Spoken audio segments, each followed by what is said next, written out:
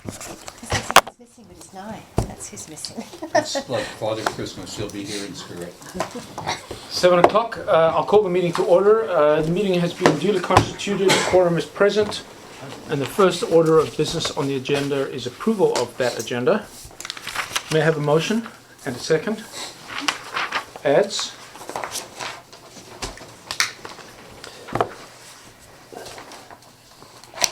Does this go somewhere? Closed. Yeah, that's, what is that, Peter? This, so shout we do it out. have an addition to the agenda under 8D4, which is just draft minutes from the last Board of Variance meeting on December 7th. Just wasn't sure when we would next have a have an opportunity to, because that was current at the time, so they won't approve their minutes until the meeting, but they, Is this the same or different to the one that's it's in the different. package? The one that's in the package is from August 22nd. Okay, fine, okay, good. So this is just their latest. So where is that other one there? So is it not just a continuation of D3? It's a different case. It's sorry, there is a continuation of one of them. Oh, okay. Yeah. Okay, so we'll just add it under 8D3 then, huh? Well, it's already noted as D4, but Sure. Oh, okay. because it includes another application. Okay, as so well. we'll do another BOV All right. minutes of meeting. Okay. I would like under new business to discuss council procedures bylaw, if that's in fact necessary, or in some way secure council directive to reinstate the to-do list in minutes, so that we're not searching through previous meeting minutes like we used to have. Okay. Not quite yet. So that would be 12C, council procedures. Everybody good with that?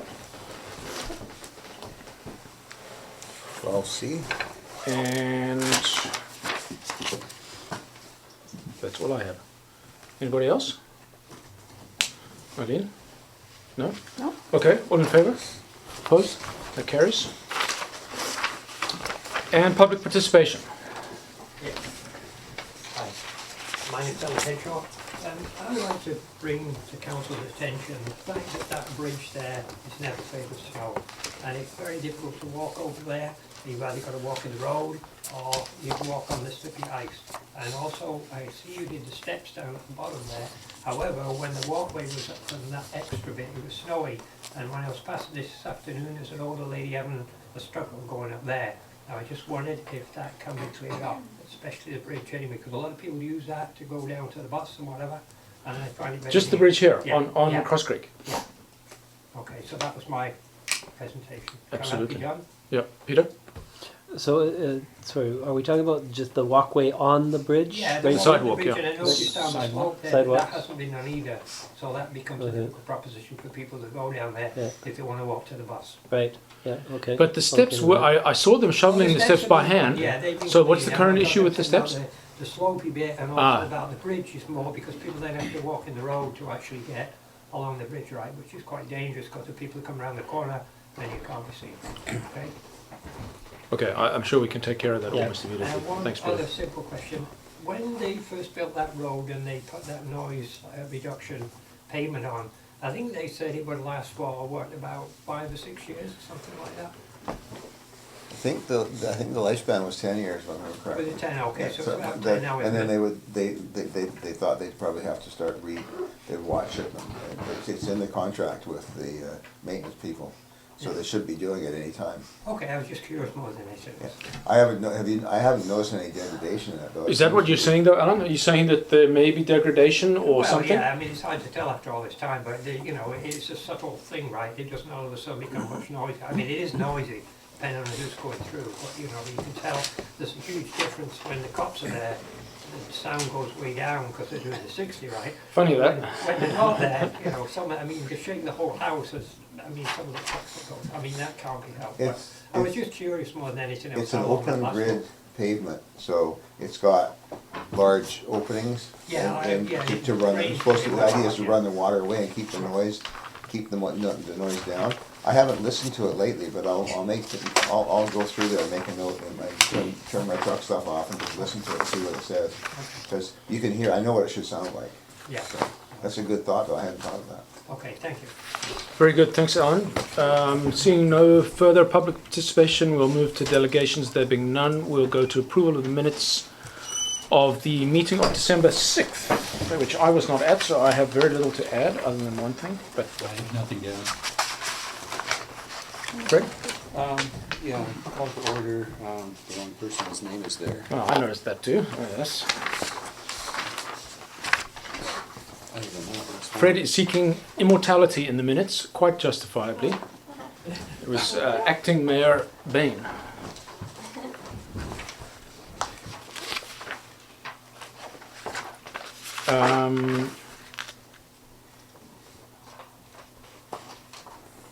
And I will have a question under 8, the unfinished business, but I bring that up under unfinished business in the current agenda, right? Okay. Okay. And the public participation, I think Mr. Lutet was talking about council, not staff. Whether we do an annual performance review, I think he was referring to council, not staff. We answered staff. Wasn't I here. think you're right. Actually, I think you're right, yeah, Yes. I remember that, yeah. So what should it read, Eileen? Annual performance reviews for council. So whether we evaluate ourselves. Yes. Oh, that's gonna be, Actually, why would we do that? I can't imagine why we would do that. I actually think my response was about, it's before the council members and we're doing performance on our. On our staff, yes. I think you answered it as being our staff. Well, he said thank you and that answers my Yeah. question, so I think it's right. Well, it doesn't make any sense that we'd evaluate ourselves. I give myself Substandard. A plus. How about you guys? Yeah, that's me. No, I guess Okay, that's done. what we think we're going to do, and do we do it, like, is there an evaluation part? But specifically evaluating ourselves against something. That would be unique in the annals of provincial Well, governance, It's but We- actually not. It's, some people do that. right. Actually, It'd be it's unique not- for Lions yeah. Bay. Yeah, no, it's not unique, it happens. Well, we have to get what he actually asked, so. Yes, maybe we could just listen to that, but I think he was talking about us evaluating ourselves, not us evaluating staff. Perhaps you could re-listen to that, Sean. I'm ready to put $5 on it. I'll match it. That's Okay, you probably guys- legal to do that's- it at council okay. meeting. It's a side bet. You guys take care of that. Okay, so. You wanna double it? Can I, Yeah. here as He does well? have his hand up.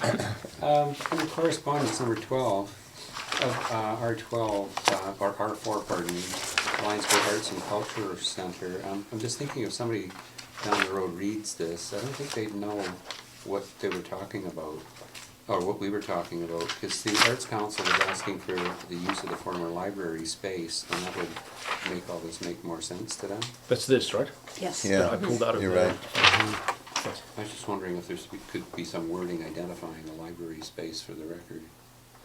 Well, maybe you just want to reference their letter, page 150 Well, of the actually- previous package. See if I could just, after a much more detailed proposal regarding an arts and culture center for the old library space, Yeah, for a that comma, which considers all potential users. would be fine. Okay. So regarding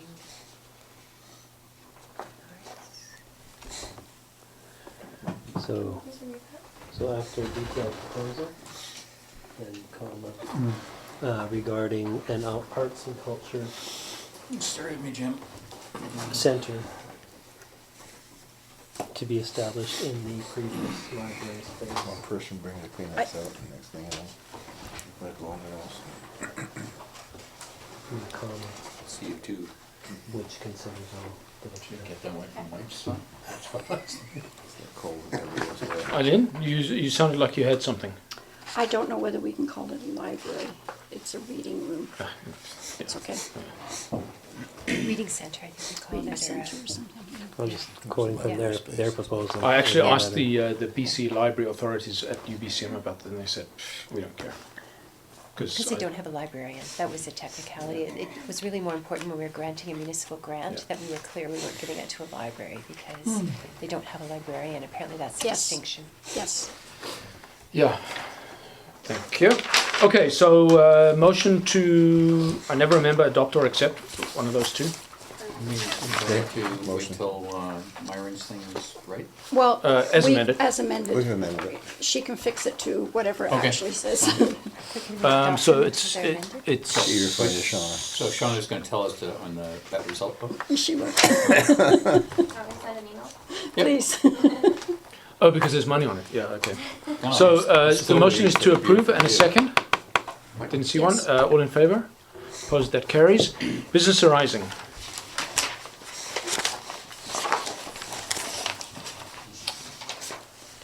I'll start while everybody gets themselves in line there.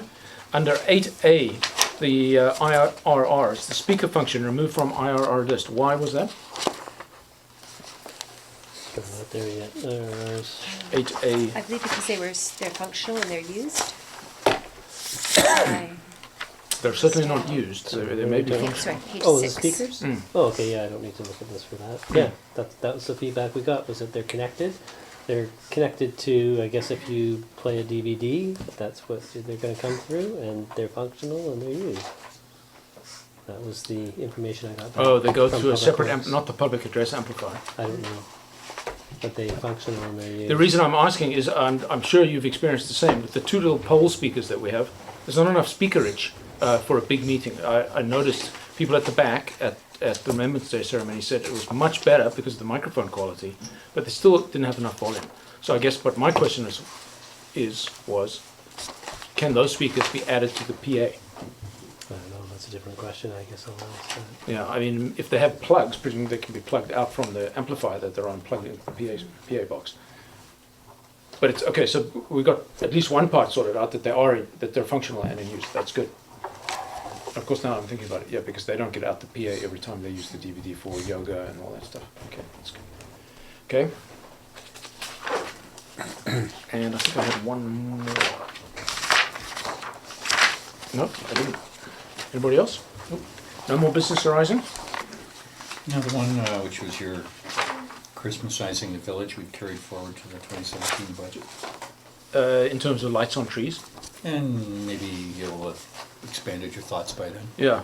Oh, don't even start. Have you seen the trees as you drive into Squamish? Just at the visitor center there.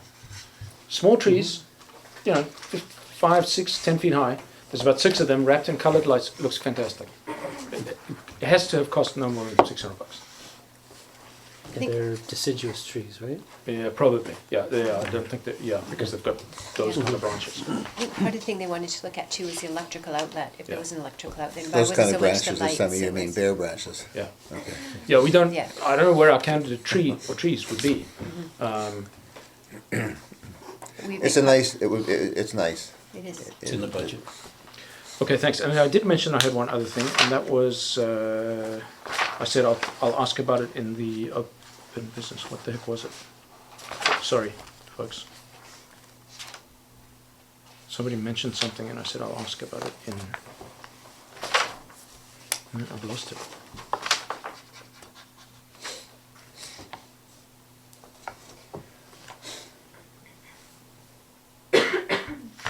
Okay, I lost my chance. You asked about the procedures bylaw. No, that's Or is that on the something agenda. different? Yeah.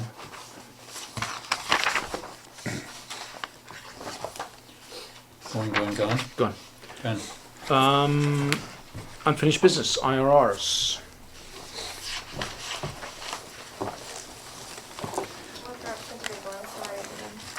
Now, I had asked that these just be the font, the same font be used. Yes, it will make the boxes much bigger, I understand, but it means we don't have to reprint on bigger paper.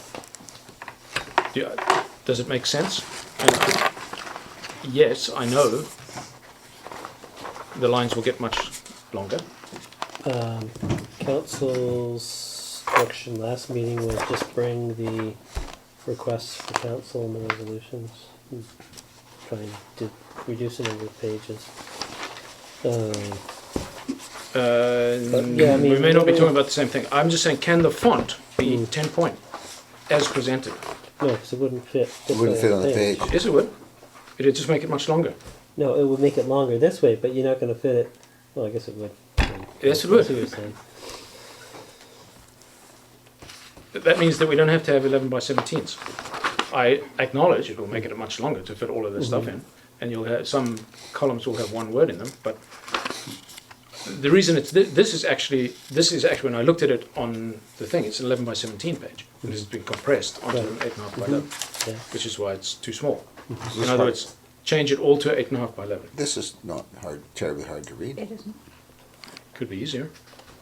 Ron, back me up here. It's hard to read. Okay, so with that said, We'll look at seeing what we can do about increasing the font size. how do we want to do this? Do we spend 20 minutes? Start at the top and go until we run out of... Courage? It's going to take us 20 minutes. Yeah, maybe right? not. We Okay. could, We've got to review we could it. take a festive holiday on it. No, there's one or two I just want to hear a word on. Okay, so ID number 110, that's under work and fine. I actually met with Pam on that. Yes, and we're going to send it to you this week. We apologize. Monday and Tuesday was a bit of a year-end payroll, couple of days, but Haley and I will get it to you tomorrow or Thursday. Okay, well, I'm on the We have road it the whole of raised. tomorrow, so don't rush tomorrow. Okay. But Okay. Thursday would be good. Yeah. And it's just, as we discussed, get it to you, and if there's additional information you need, but we'll get you what we have from what we took from Mace. And I say the Just whole day, assessment. I mean 17 hours. Right. From here to Sacramento. The drone offer. Can you? This is more Nye's department. Yeah, which is why it's kind of blank, and Yeah. I need to really. Let's we leave need that. to- can we push that to? Yeah, that's January? fine. It's a resident who is apparently, it's his business. He does, where drones don't work, this guy can make drones work. He's mostly in the movie field. Has offered to use his non-line of sight, highly powerful drones to demonstrate whether we can use them to inspect the intakes. That was 3 months ago. And he has not yet been contacted, let alone trialed the drone. So it's time. Communication study. Okay, I don't know if this was the $18,000 item that somehow got repurposed. Has that been repointed at the cellular? Really don't understand what the IRR was, It was or what the question was. a question about SCADA. I know, again, that maybe January 10th, Nye can address that. We It's did- more a Nye thing, but just to Yeah. remind people, Nye told me subsequently, about 3 meetings ago, we sat here and we were told that it would cost less than $18,000 for sure to put in data cables to the plants. And we said, hang on a sec, that $18,000 was not for connectivity for SCADA. It was a study to check whether we could improve cellular reception in the village for all kinds of good reasons. Cellular modems for SCADA, for villages' use, for blah, blah, blah, backup for fire, whatever. Nye went away and found the original budget item and said, lo and behold, yes, that's in fact correct. So I just wanted to hear, now that we know what it's for, when's the communication study going to happen? Seeing as the budget was passed in April. Well, we're waiting to hear from Nye, yeah. We'll have to push that to January. We shouldn't be just jumping on the one thing, that's what Carl pointed, I think, that we need to have somebody do a study and tell us what the best options would Well, be, yeah. at the time, I remember arguing exactly the opposite to that point, but I was persuaded that it was better to do the study for $18,000, which is not insubstantial, because then we know where we stand. And now, subsequently, now that we understand what's available to us in cellular modems and all that stuff, Well, that study's been kicked around for a long time, because they were gonna do that a few years ago for SCADA, and because we were having problems with that stuff. And so, I think it's just something that move forward, and it should be done. yeah. I thought it was a much bigger number, though, to do a proper study, but I It's hard to say, I don't don't know. remember, I don't recall the numbers. I mean, obviously, we're at the end of the year, and we will be rebudgeting it, and I have spoken to Nye about, this will obviously be one of the capital requests, and then Yeah. we'll be very clear this time on what it is we need to get proper costs for it. Yeah. And There's then get it probably a in the big budget benefit properly. And- to the study, if it's done properly. And like Carl says, it's more about communication and cellular and all that kind of stuff as well, not just run cable up there.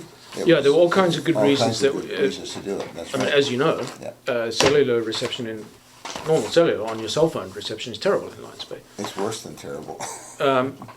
And subsequently, two residents got wind of this, I think through the IC meeting minutes, and offered their expertise, which is not insubstantial, on exactly this point.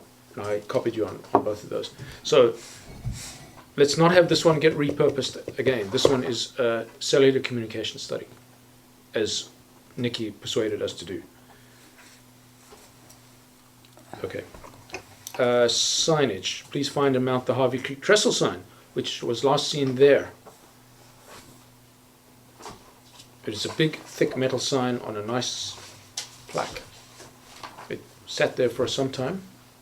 And is this like normal creek signage that says this? No, is it's Harvey a Creek? historical sign from the old railroad trestle. That's right. Mhm. Yeah, it was there for, It's from the 30s. yeah, from the 30s, yeah.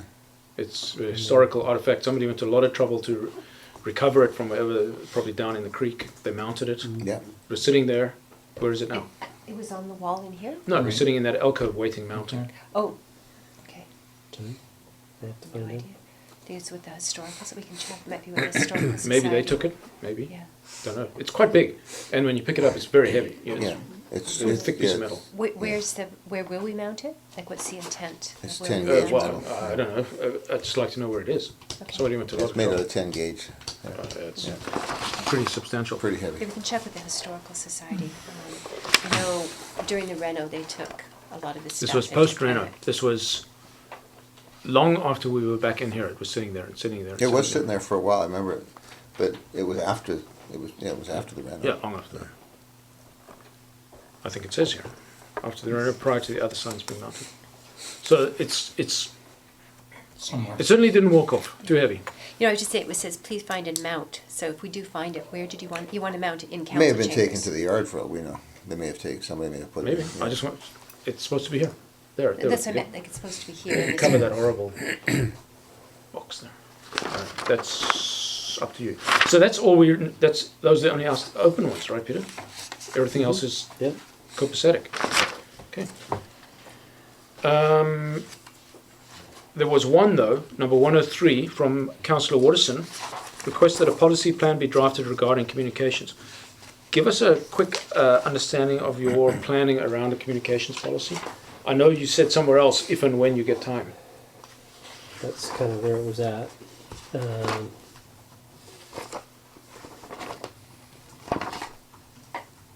Yeah, I didn't come prepared to speak to that today. Because I'll point out that at 105, it says staff to bring draft correspondence policy. That's all part of it. Well, that's one aspect of It it. is The one aspect. communications policy is much larger. I mean, But, it's coming to the point now where I realize, having now missed 2 courier packages and things, like I noticed, there's about 5 different fonts used in our official package and so on and so forth. Minor stuff taken individually, but in aggregate, clearly it's policy. So I guess what I'm saying is sooner rather than later would be good. It's the top mission in our council priorities. Thank you, Carl. And this one's for Peter. On this topic, you still have lots of carryover things that are on your plate. And perhaps in the next month or so, you could give us what your priorities of projects that you're working on and maybe where this fits in because I know that you're working on 4 other things. That's actually a good idea. How they've done it at Metro, I see, is that they present at the beginning of the year the work plan for the year and what they intend to knock off, and that's the work plan.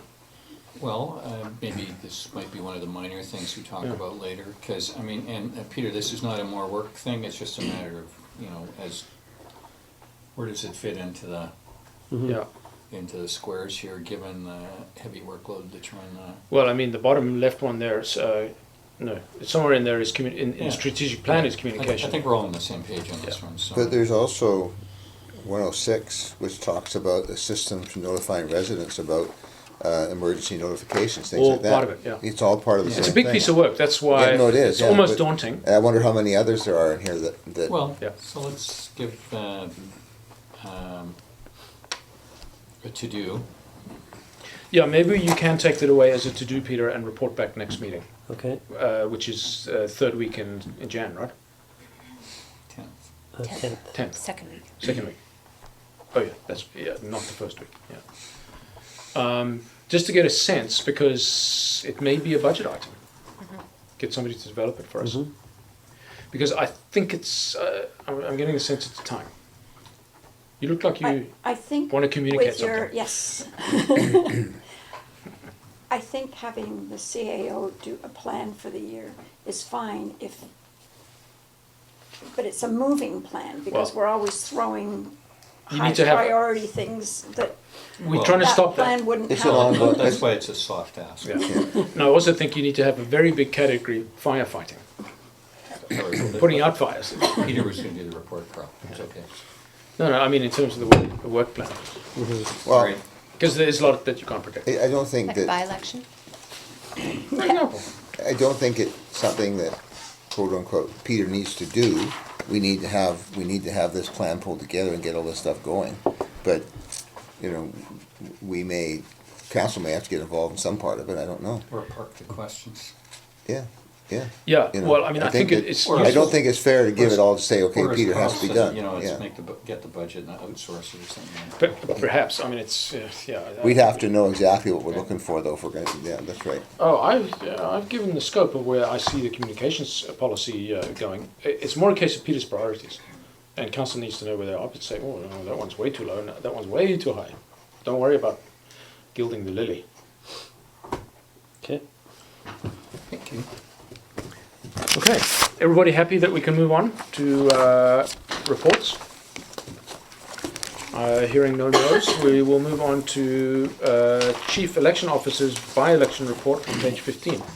Peter, that's you. Okay. So, I hope you all had a good read, and what I've set out here is sort of the election, the by-election by the numbers, so to speak, number of ballots cast and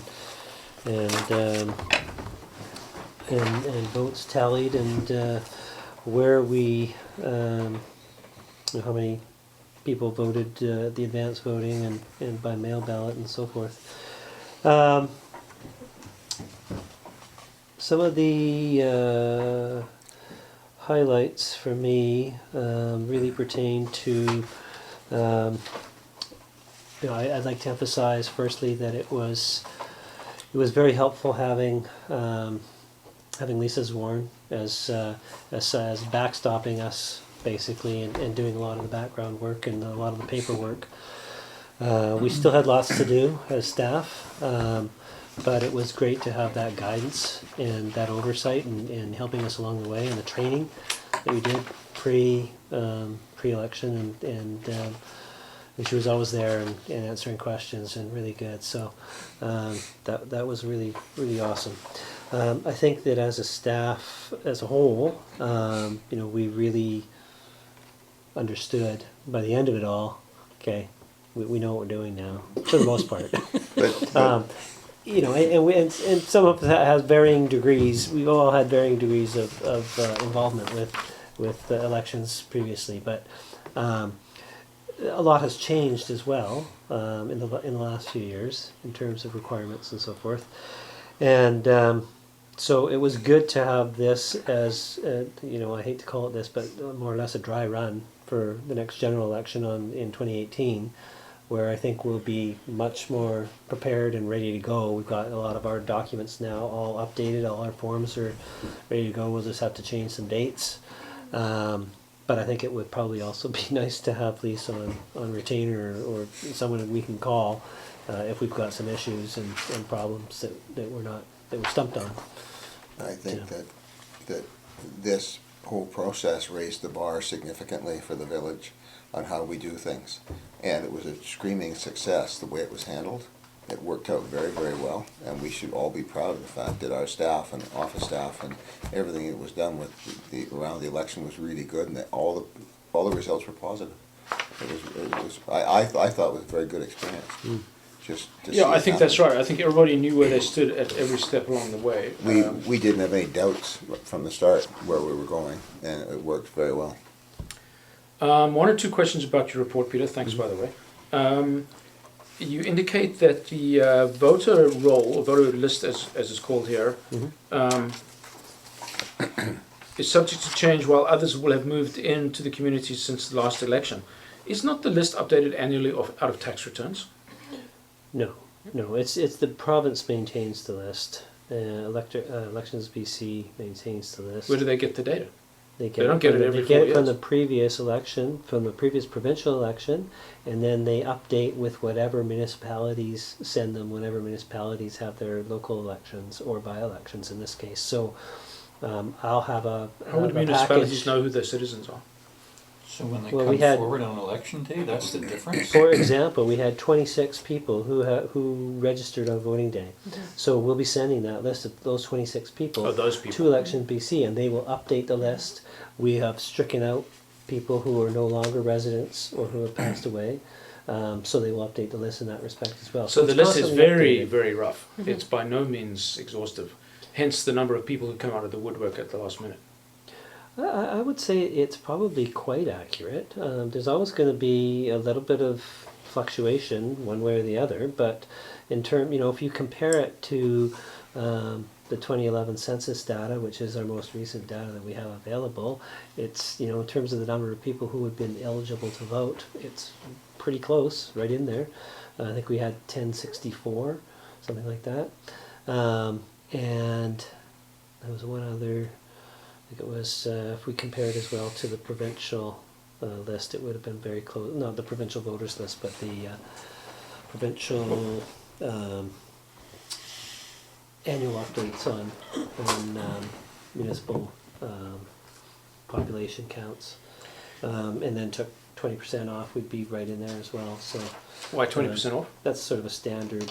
How many people are under 18? But what about non-citizens? The census gives you that. They give you national origin, but Yeah, case in point, my national origin is not Canadian, but I'm a citizen. right. So the point is you never really know how many voters you have. No, you got a ballpark. You get a ballpark. Yeah. So my question is, the list, the numbers that you provided here, the 1064 eligible voters, did that exclude the Ocean Point and Strachan Point voters that Elections BC insists on Yeah. putting on our list? Yep. Yeah. Okay. Because they're not eligible to vote in Lions Bay local elections at all. Right. Where do they vote? They would vote for electoral area. For a director. Yeah, but for the where? director. Well, That's that up would be to- it's their organized by problem. Metro, and they probably team up with either ourselves or with West Van or wherever. I mean, they may have a couple of locations where you can vote because it's such a huge, all-encompassing Boston area, Island. stretching from here to Well, Barnston Island is Boston Island. There's Yeah. more voters than the whole of the from West Van north, including this one here, Boyer Yeah. and Passage, and the two communities. Yeah, I mean, electoral area director is set by the UEL and the UBC, whatever it is. Okay, that's not our problem. Okay, that's good. We do have people that have moved out and someone else moved into their house listed along with the Amory Coiners still on our voters list, but she hasn't lived here for a few years. She's in with Rod Baker. And Yeah. so they would be counting, And if she then came to vote, we would not know, the people at the door would say, okay, well, here's an eligible voter, We vetted the list ahead of time. just based on general knowledge. But for things like that, what would happen is someone would come to vote who lived in that house, and then they would come to the registration table and we would register them. And they're And no, likely they're to- there also. They're all they're listed as Okay. living with the past owner. Well, in some jurisdictions, you're not allowed to request ID. In many of the southern states, Oh, in the States. I don't think here. And to some extent, vetting of the list is a process that counts upon members of the community advising that, hey, this person's shouldn't be on the list. People who challenge electors who are on the voting list. That's a provision of the Local Government Act, and nobody did come to us and say, I want to challenge this name. but nobody knows who's on the list. That's confidential. Even I wasn't allowed to see it. Right, well, you can come in and sign a piece of paper that allows you to look at it. You Anybody. just can't copy it. Any- Candidates can make a copy. Yes. So there's different rules for different people. But I can't show it But- to you. Yeah, and, But and the public can come in and request to the extent Sign a they form, care. yeah. Yeah. Okay, well, I guess that's what they talk about voter abuse, and I don't see it. I guess, But even if you are on the voters list, you still have to provide ID. And if you're not on the voters list, you have to provide 2 pieces of ID. One of residency and one of citizenship. you do, eh? Yeah. And that's why the registration table, we had the 3rd table. It was for people, you walked into the greeting table. This worked really well, this process. We checked to see if they're on the voting list right away before they even went to what we called the alphabet tables. And if they weren't, then they came to the, Well, so now my wife, who registration voted in the table. last in the federal election, so is on some voter roll, was not on this voter roll. No. How is that Because- possible? Federal list. federal, not provincial. Oh, Yeah. oh, because that doesn't know where she lives. We did get quite a few people at the registration table who had lived here for a couple of years and seemed surprised they weren't on it. But then when you explained to them how they got on it, they hadn't voted in a provincial election. There hadn't been one since then, so. Okay. But the key is they can still vote. And we advertised in the village update what identification they had to bring, and I thought it worked really well. They were probably only no more than 5 minutes longer voting if they weren't on the Yeah, voters no, list. that's no big deal. And they weren't denied their right to vote, so I think that's the key. Okay, and then you tacked onto your report, Peter, the election procedures bylaw number 474. What's the thinking?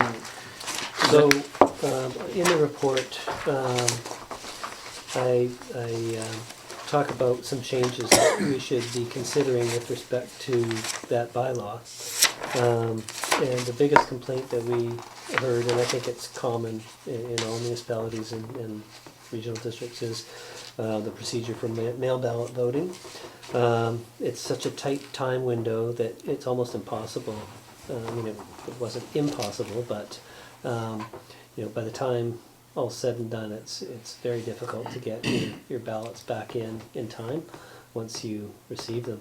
So we looked at, I looked at how much can we expand that window, and I think that we can we can accept applications for mail ballot packages sooner, as soon as we know that there's going to be an election as opposed to an acclamation. And then the other thing that really governs the timelines is when do we get the ballots from the printer. So we can't order them until we know there's going to be an election. And then once we do, normally, in a by-election it's not a big deal, but in a normal election they're slammed with everybody else's orders as well.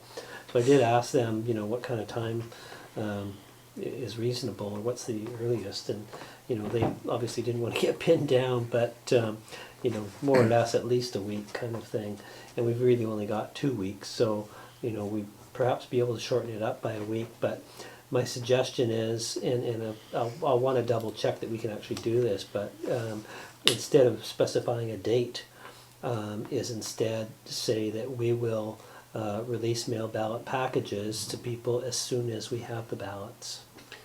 Do we have to print the ballots with a third party? We can't print them ourselves? No, we have to get it from the printers. It's too much. We couldn't do that. What? Just staff time alone. Oh, let the thing run overnight. There's, well, There's like booklets that have They've got the little There's tear-off the slips. booklets and Yeah, their okay, so it's not just a size pretty, and their that's pretty mandated, high-end yeah. printing. Yeah, it's not just a simple thing. Yeah, okay. Okay, so we saw all that stuff, and that all makes sense. I'm sure you can yeah, so I'll do your sooner- wordsmithing around Sooner that. than later, I'll bring recommended amendments. to the However, bylaw. there are many, many more things that need fixing in the bylaw. When do you want to hear about those? I guess now would be a good time. I was hoping you'd say that. Okay, well, it's not many things. The first is, my understanding from you is that the general voting day will be changing for, so that 1.3 is going to have to be fixed. Mm-hmm. And do we not want to talk about nominations? The reason I ask is when the 4 older council members were nominated, as soon as you put your package in, it was published on the Lions Bay website. And that was kind of useful in local politics because you could see who was running and whether you needed to run and all that kind of stuff. I noticed you didn't publicise who it was until the nominations closed date. I think it just needs to be stipulated what it is so people know where they stand. Do we not need to speak to nominations somewhere? If not in this bylaw, somewhere else.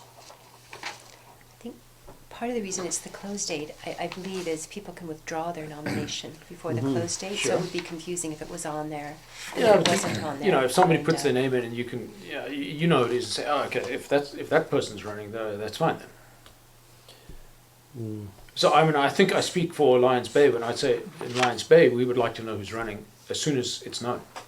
If that's within the regulations, I'm not sure if we can or not. well, so that's what I'd happened in have this to last check. general election. Well, we And can't, it's very useful. we can't do it until after closing.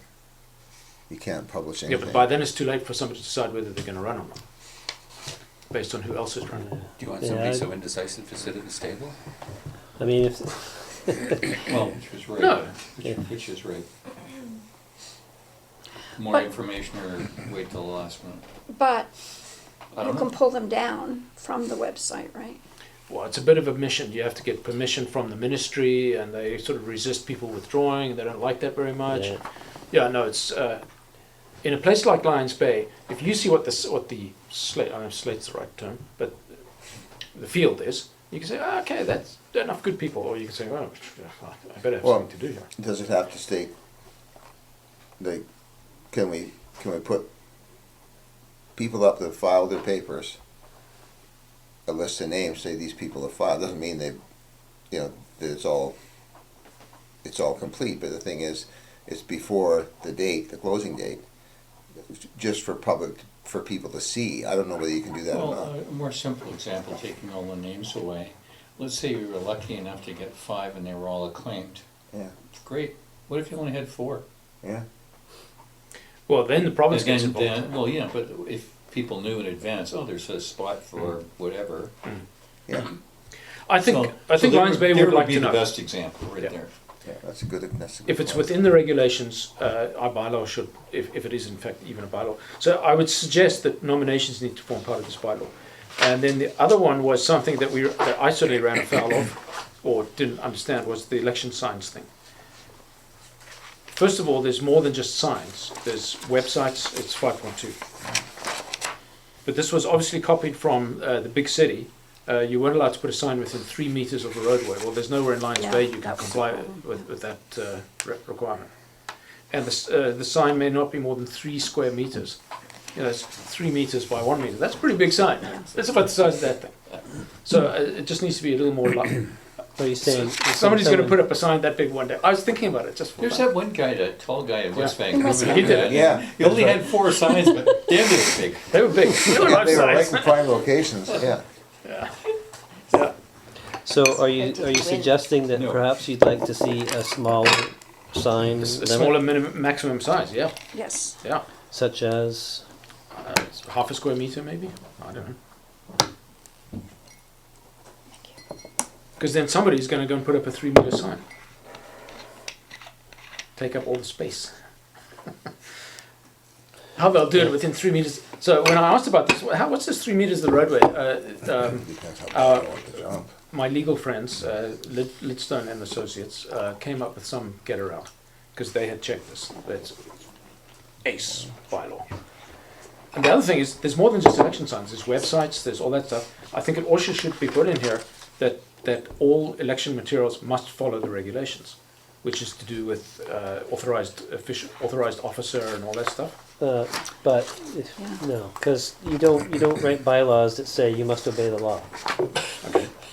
But people this is what they refer to. How do I run for? Okay, I'll look at the bylaw. Look at nomination Well, they package. can they get a nomination So package. in there it says you have to, the financial agent has to be mentioned on all pages. Mhm. One out of 2 candidates in the by-election didn't follow that That's instruction. right. And it wasn't this one. That's right. No, I had it on all mine. I knew. Okay, so maybe that doesn't form part of this, fine. And then the other one is just minor in 5.3. Can we just say 3 days instead of 72 hours? And what's the, 5.3. but there's many, many more. I just glanced through it. No, I don't think you can say 3 days. I Okay. think it needs to be the hours. Why not then 30 days times 24? It's just, it's 72 from general voting day. I think they count from the time the polls open. No, that's not what it Maybe, says. I'm not sure. That is a little confusing. I would say actually. after midnight, Should be after clear, polls right? close, after what? And the other one was 5.2F. You're not allowed to put a sign within 100 meters of a polling place. Is that That's while the polls are open or at all? Or That's why the polls are open. yeah. Yeah. that's not what that says. Well, voting proceedings are being conducted. Okay, maybe they are. Okay. So up until that time, you're fine. Mhm. And you're not allowed to do anything Yep. in the village hall. I So- mean, well, in this package. So the candidates went out, the morning of or the night before and removed signs that were within close. 100 meters, Yeah.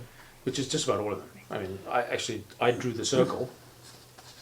In And then staff at 7 in the morning ran around to make sure that the candidates had complied in the okay. rain That's good because that was not the case in with the the tape general measure. election. Yeah. Well, I actually did a map for Mandy. Mm. I did a 100-meter circle on all four corners of this piece of property.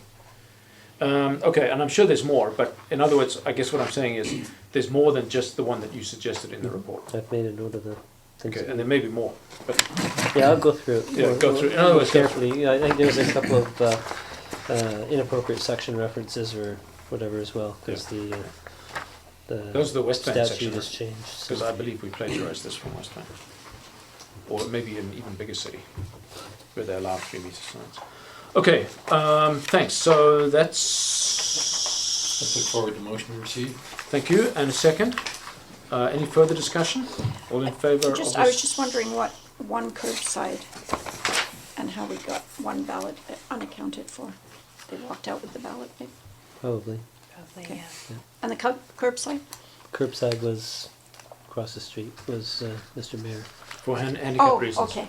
And And that's we actually within- went to the townhouse because it was so close. Okay. And that's within the, that's It allowed? was curbside, Curbside. is my interpretation Yeah. of curbside. Yeah, absolutely. Yeah. Okay, great. Yeah, the only reason I'm not asking questions about every number on this is because I already have. Okay, thanks, Peter. So did we take a vote on that? Not yet. So all in favour? Opposed? That carries. And then we'll move on to Pam's report. Okay. $26,820. So basically, the by-election that we just discussed wasn't free. There were costs, and of course they were unbudgeted because when we did the budget, we didn't realize there was going to be a by-election. And also with the referendum vote, we decided with the grants to go for the loan authorization bylaw. So I've done a summary of what the expenses were. So it's the formality of having a resolution to approve unbudgeted expenses for the by-election and the village communication plan. So I do need the resolution to approve the expenses. And because my estimate shows we will have a bit of a surplus at the year end, I believe this can be covered by our surplus and not going into reserves, specifically the infrastructure master plan. We know there's savings of $25,000 there. Okay, thanks, Pam. So I have a few questions before, Sure. because that's a big number. Yeah, But the it first is. is, did we not already approve a budget for the by-election? I remember voting on a number authorized to be spent, or was that just an authorization? It wasn't 26,000. There was a consultant. It was for the Oh, consultants. is that all it There was? a 10,000 on consultant, For consultant. both Okay. consultants, Yeah, that's right. the communication consultant and the. Oh, that I remember, but election, yeah. so the referendum we'll talk about separately. But Yes. so for the by-election, So it actually came in a bit cheaper than we expected, because there really isn't a lot of difference between a by-election and a regular election, and the last election was about 15,000, so we actually did come in a little bit cheaper. Yeah, because Most of we the things had here a- are just required, the notices in the North Shore News, I mean, it's all statutory requirements. so the staff cost, the salaries, was that overtime? It wasn't just staff, we had to get outside Oh. people that we had to pay. The staff were, for the advanced polls, some of them were here anyway, so it would be overtime for the training and overtime for some of the advanced polls, but for the day part of the advanced poll, of course, they would pay it anyway.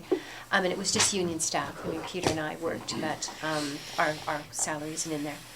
And, yeah, so it was a combination of staff and outside people, because we don't have enough staff to run the election.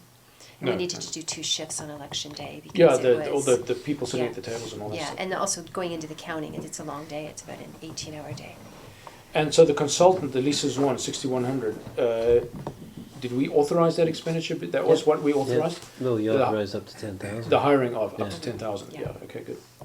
But this is the official approval of these costs. Yeah. I mean, it's really more of a formality, but they are in budget expenses, so I like to just kind of put a bow on it, so to speak, and have a council resolution to approve the expenses. Okay, my only other question, and I'm conscious I'm doing all the talking, the scrutineer, why is that in the referendum and not in the by-election? Because there's a separate requirement for advertising in the papers for scrutineers when you have a Senate voting referendum. opportunity. Yeah. Okay. It's by with a BY, by the way, not BI. Yes, I realized that after it went to print, so I wasn't Don't worry about consistent it. with our spelling. So anything else, folks? It's a lot of money, although 14 of it is for the Sprat to catch the whale of Yes. the past. It was necessary. We didn't have a choice. Yeah. You don't have a choice. That's it. But had we run a by-election alone, would it have come in at 12.3? Yes. Yeah. That's why we wanted to separate the cost to show the distinction. And as part of the budget, I put aside $4,000 every year that goes into a reserve. We budget for it. It's for common practice with the municipalities, rather than getting hit with the election expense previously 3 years or every 4 years. We tax for it every year, and then we put it into reserve, so you don't get that big hit in an election year. So I kept that money separate, even though we had some money in election reserve. It was for the election, so that's why I felt it was important just to show you the entire costs for the by-election. I'm not drawing from the reserve to pay for it.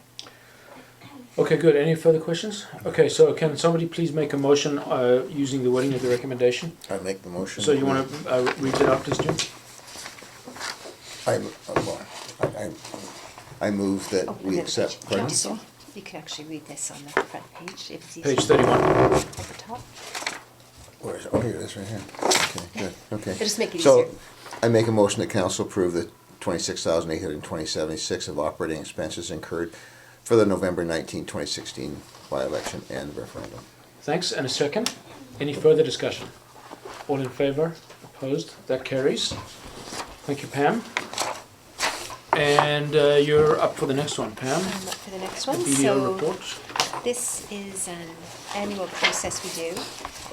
BDO, when they come in for the interim audit, they bring in their planning letter, and it's actually for mayor and council, and it's a long document, but it essentially outlines the audit process. It outlines their audit plan for 2016. Like I say, they performed their interim audit. It was December 12th to 14th. The year-end audit is scheduled for April 17th to 21st. And the auditor's presentation that Bill Cox does is tentatively scheduled for the May 2nd CSC meeting. So it essentially goes through the audit process, what their role is versus staff's role.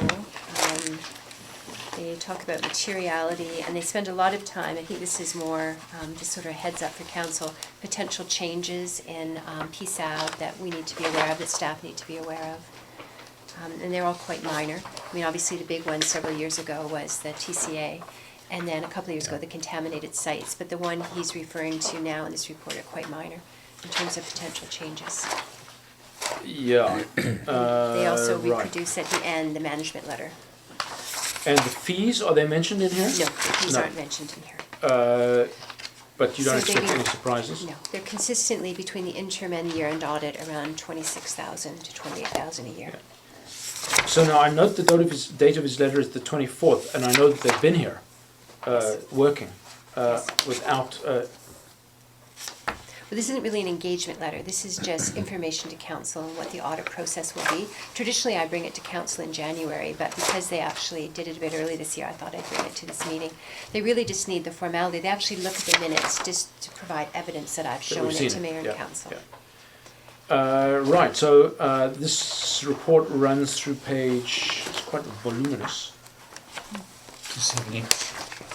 to 70. Two step. So can I have a motion on the recommendation? Jim, do you want to read it, please, for the minutes? Page 33. Yeah. I'm just slow turning pages, that's all. That the information report, BDO planning report, be received for information purposes. Thanks, and a second? thanks. And any further discussion?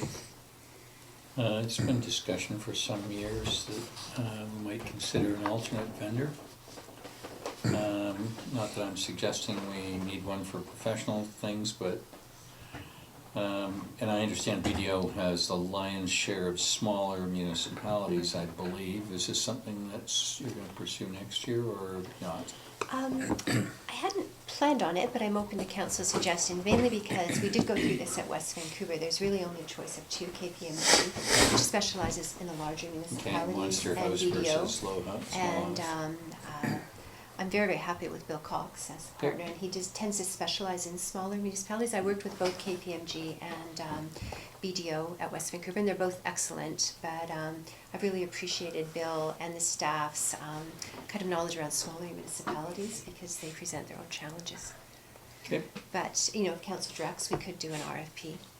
And we have called on him to provide opinions on sort of Yes. non-audit items as Yes. well, high-level accounting, specifically the fire services Yes, society. fire services. I find that's when I say they're affiliated more with smaller municipalities, I can literally just pick up the phone and get Bill and ask him a question over the phone, or, you know. Yeah, put in a he seems like, request. I like him, he seems pretty thorough. For an accountant, he's got a great sense of humor. Any sense of humor. Wink, wink. I'm No, kidding. you know I'm jesting, of course.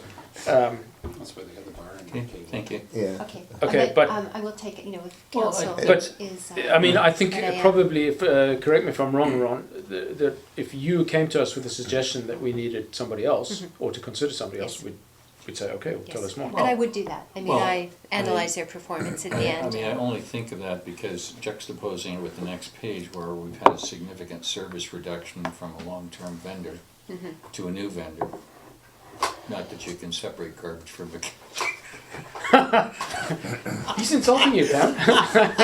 You're just getting slaughtered here. This day. Yeah. Waiting You know, half an hour for that one. It's not fair. The more you speak, the more I cut the supplementary budget for council. You can try. I think that the cost of that is pretty reasonable considering what we get out of Yes. it. It's Yes. pretty small. Yeah, you think so? 26 grand? Well, I was thinking, KPMG, I don't think I could Yeah. get any of their people to come here. The phone call would cost 26 grand. Yeah. So, We've got no, I don't dealing think that's an issue. No, is there? And there's nobody else. It's BDO. There's nobody else. Yeah. But aside from that, I don't mean to say there's nobody else, so it's a Well, last you have to- resort. you I have am to keep going smaller. incredibly impressed with BDO. I mean, they just give us excellent service. And like I say, having that specialty with a smaller municipality is really invaluable because we are different than our materiality is so much lower. We struggle with segregation of duty. Like as a former auditor myself, it's a completely different experience auditing a smaller company versus a larger. And they have that skill set. Well, I think the comfort level with the relationship you have with them is worth something as well. And if you're that comfortable with them, we need to, you know, the cost does not look out of line from a business point of view. So, Yeah, that is a pretty standard cost for Yeah. an audit. It's an expensive enterprise. Okay, thanks. We have a second motion on the table. Any further discussion? So I'll call the question. All in favour and opposed? That carries. So we'll move on to 8A4, Public Works Manager Water Contract for Waste Collection Services. Pam, are you going to take this one? I believe the CAO was, but Where is he You are then? now. You want to call a small recess? It's a pretty simple plan here. Somebody's got Yeah. ahead of the curve 4 months in advance of the expiration date of the current contract and appears to have got a better contract for less money, yes. if I can synthesize it. Okay, obviously I'm always scared of change because Smithwright does a reasonable job given the difficulty of collecting on steep hills with lots of snow. Last Friday, bless their hearts, snow on the ground. I don't know how they didn't fall off the road. They were here. Well, these guys were Pretty here. heavy. Or they come up with the snow on the road story. I mean, they obviously have... This isn't the mafia. I don't think they're getting a knife We were out very here. impressed with, staff looked at the three proposals, and although cost was obviously a factor, we actually looked, it wasn't the majority. We looked at their knowledge of Lions Bay and how we felt they could provide the service here, and Waste Control really impressed us. They did have the lowest price, but aside from that, they really seemed enthusiastic and wanted our business, and we subsequently had a meeting with them, and we were very impressed with their knowledge of the village and the tours they've done of the village, and they've driven all around all the locations, and Pam, is this not a recognizable name? Is this a sub of the big public company Waste Management? no. No? No, They're I don't actually, think so. um, They're quite, They're quite large. They you know, I see They're, them. yeah, they are. I see them all over. They're a major player. They do a lot of the commercial stuff in not only in Whistler, but also I've seen them around in North Vancouver and Okay. in various places. So. Do we know if they're Whistler's service provider? Well, Carney's is the primary service They provider. do a pretty good job of taking care of their equipment too. They got a lot of the equipment they got is quite old, and they do a really good job of taking care of it. Okay. Yeah. So Carl's question's still out there. I guess you won't know until you push the button, Eileen. Yes, where were we looking to do this collection of recyclable materials? that was something we had discussed. Like I say, they came in after, and we were looking at a few different sites, and we're not sure we would launch that right away. But they're very enthusiastic about providing us service to make it easier for the village. They can go for free to their North Shore Recycling Depot and drop anything off, but they were open to, if we found space, we could actually have somewhere here where they could drop off electronics, and then they would pick it up. But So we I did- decided, oh, sorry, go ahead. No, go, no, sorry. We I interrupted. decided to defer that just in terms of, having the transition to a new carrier. There would be a lot of things. And then we also talked about if maybe some citizens were interested, or residents, in having like a volunteer group to work with them. They're really into outreach and working with the community to find ways to recycle. I mean, just the fact that they're willing to take the glass, most places won't. And to me, that's as a But that's homeowner- what I want to just, if I can jump in. We currently put glass and soft plastics and rigid plastics in our blue box. Yeah. So what's the distinction? I don't believe glass goes in our blue box. I mean, it just goes to garbage now, the glass.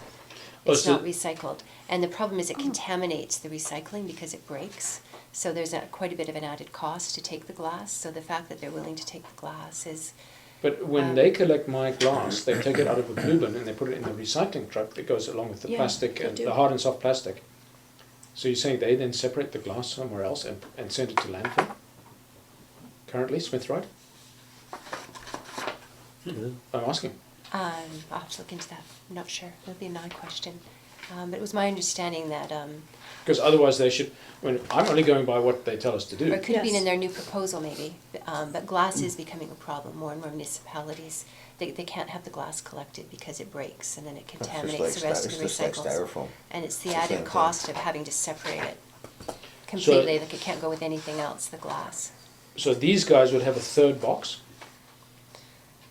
Well, a second box. You'd have a glass box, a plastics box, a green waste box, and then every 2 weeks you'd have a garbage box. I mean, a big massive paper. I've got two now.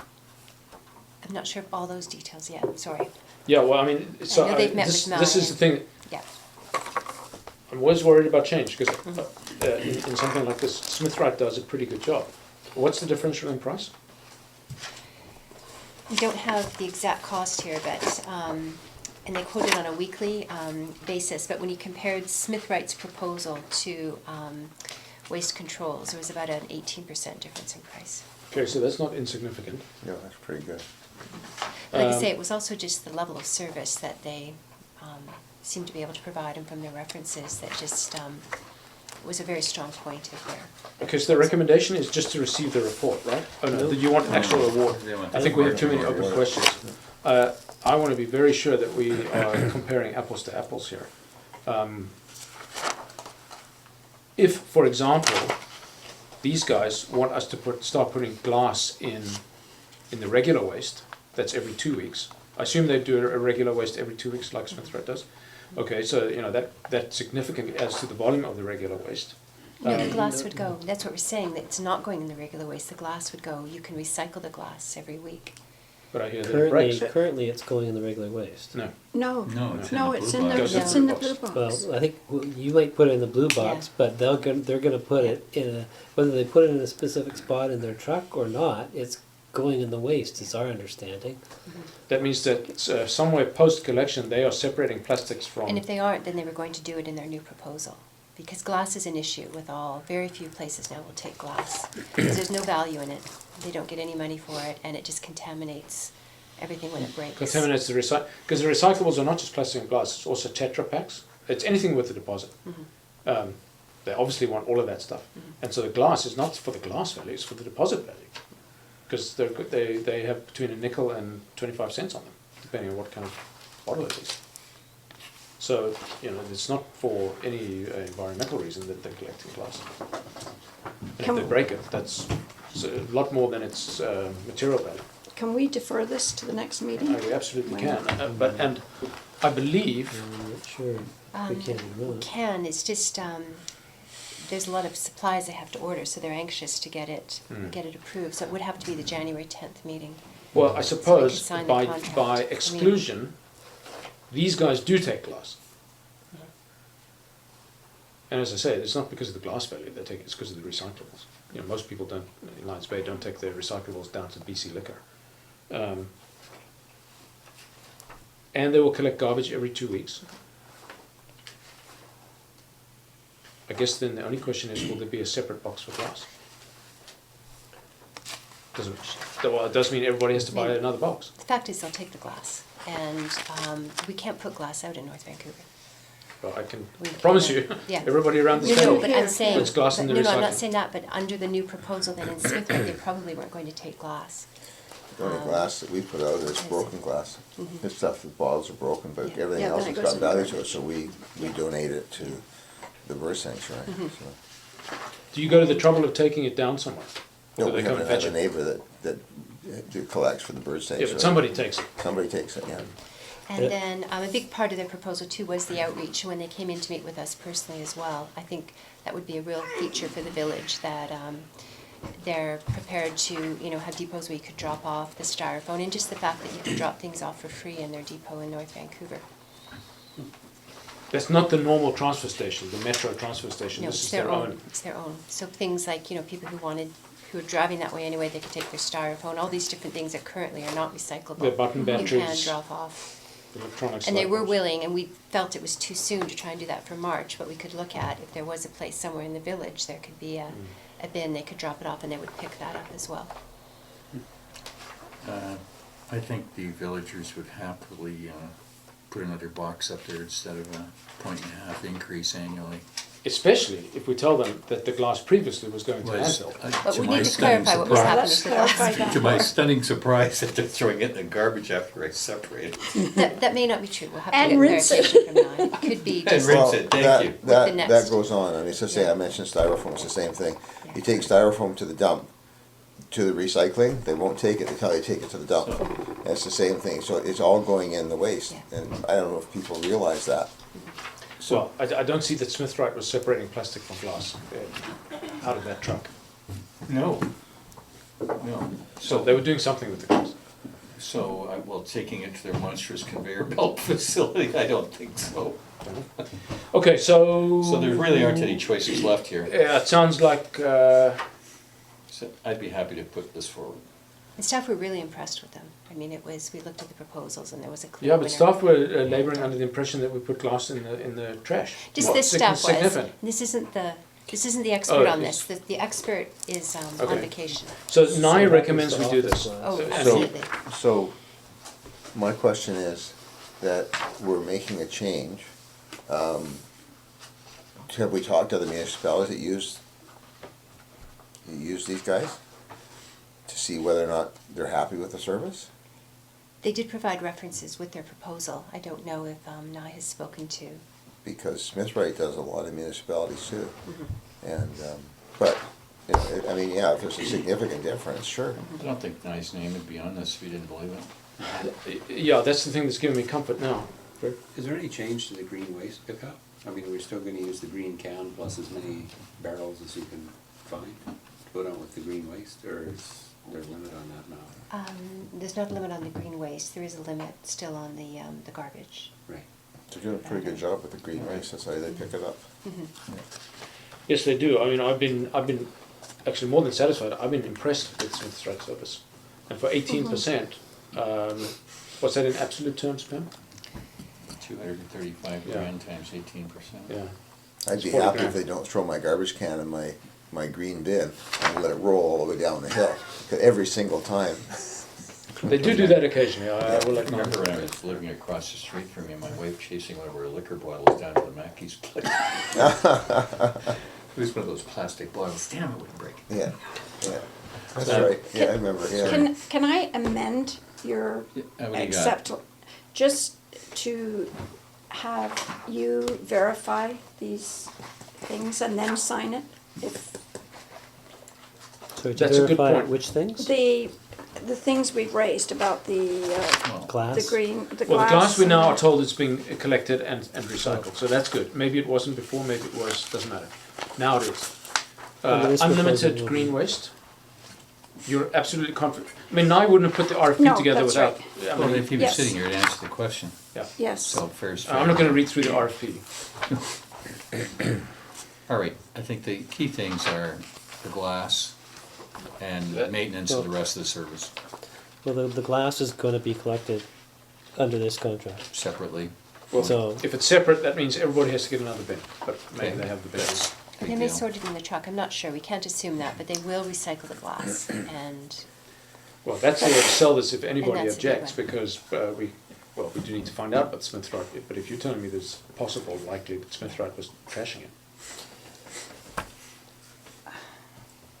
The only separation I noticed them do with the garbage is or with the recycling, is they take the blue bag and the yellow bag and put them in different bins, and then the other stuff goes in the third bin, plastic and glass. So, Those are for Yeah, the just older where they residents who clean that have out bags. to go. I was never issued with my bags, so I have lots of blue bins. Eileen, what would your amendment be?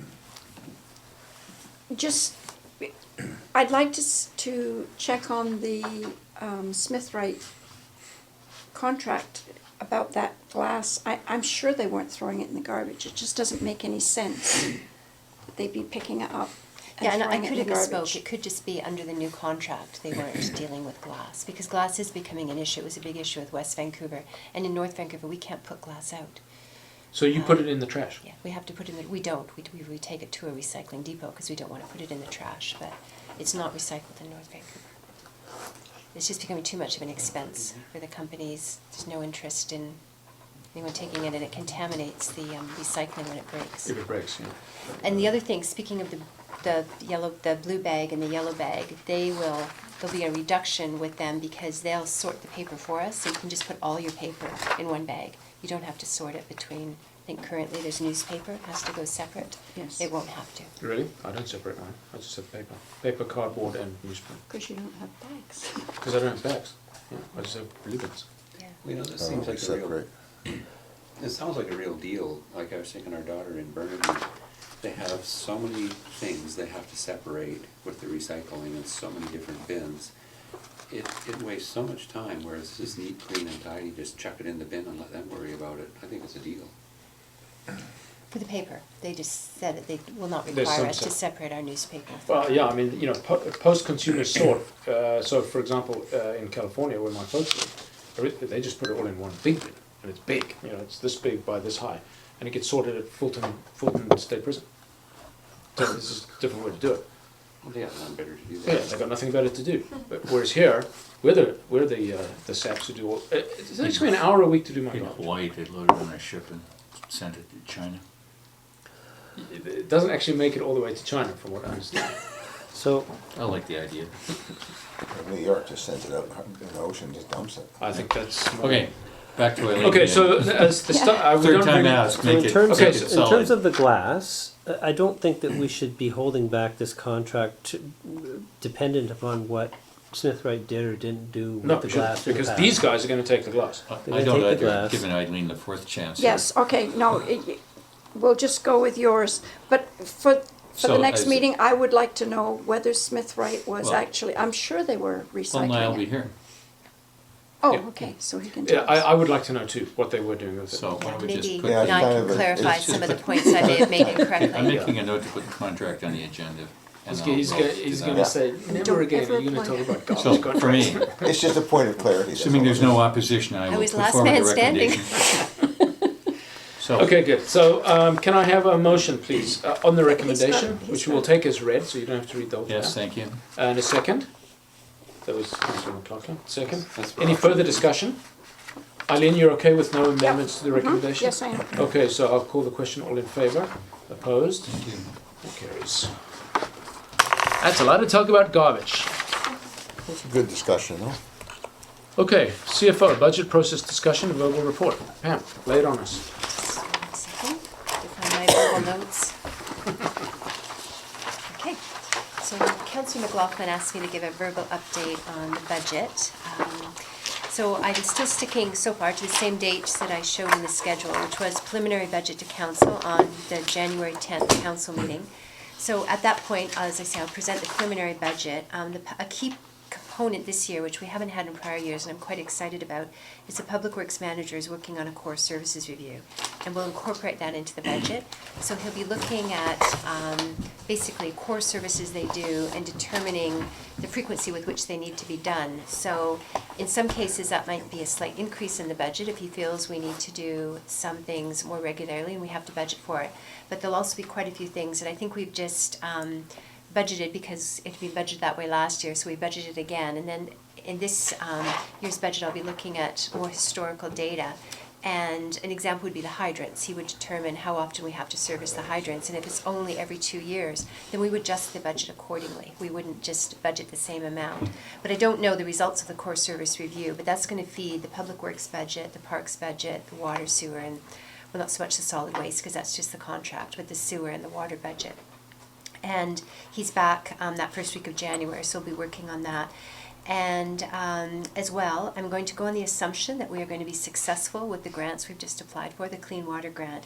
So that will be all the capital related to that will be incorporated in the budget along with the grants and along with the cost of the borrowing, because we would go for the fall borrowing. And then if we find out before we adopt the budget that we are unsuccessful with one or both of the grants, I would amend the budget accordingly. And if we found out after the budget was adopted, then it's very easy just to amend the budget. And then my goal is for the January 10th meeting to have this preliminary budget, and then we would have like the labor model in with the labor costs that we know, and then determine how much excess we have based on a variety of tax rates. And then we'll have a sort of a ballpark figure of how much is left for capital, other than the capital that we've talked about in the loan authorization bylaw, and for the infamous supplementals. And then I'd like to sort of have that discussion first before we start listing the supplementals, so we could maybe, depending on how much money we have, we spent a lot of time last year having with a really large list, which we knew we couldn't afford, and chipping away at it. So maybe we could start with a smaller list. And I still want to have a list that we can prioritize. But then, again, a slight change from last year would be if you wanted something done to the beach park, the 9, I would take that away, and we would come back with the actual costs of what you wanted, so we had some more realistic numbers. Because I think, for example, the SCADA, that somehow got distorted between when it was originally on the list, and then sometimes we weren't exactly clear on what we actually budgeted for with some of the items. So I'd like to be a little more diligent about the supplemental and the capital in terms of being very clear on what it is we're budgeting for and giving staff the opportunity to go and actually get accurate costs. So that was my plan. It's not a big change from last year, but the core services review is a big piece, and going back and looking at prior years, now that I've been here 3 years, we have that history of what was in the budget. And then by January 10th as well, I'll have a list of the items that we'll have to rebudget.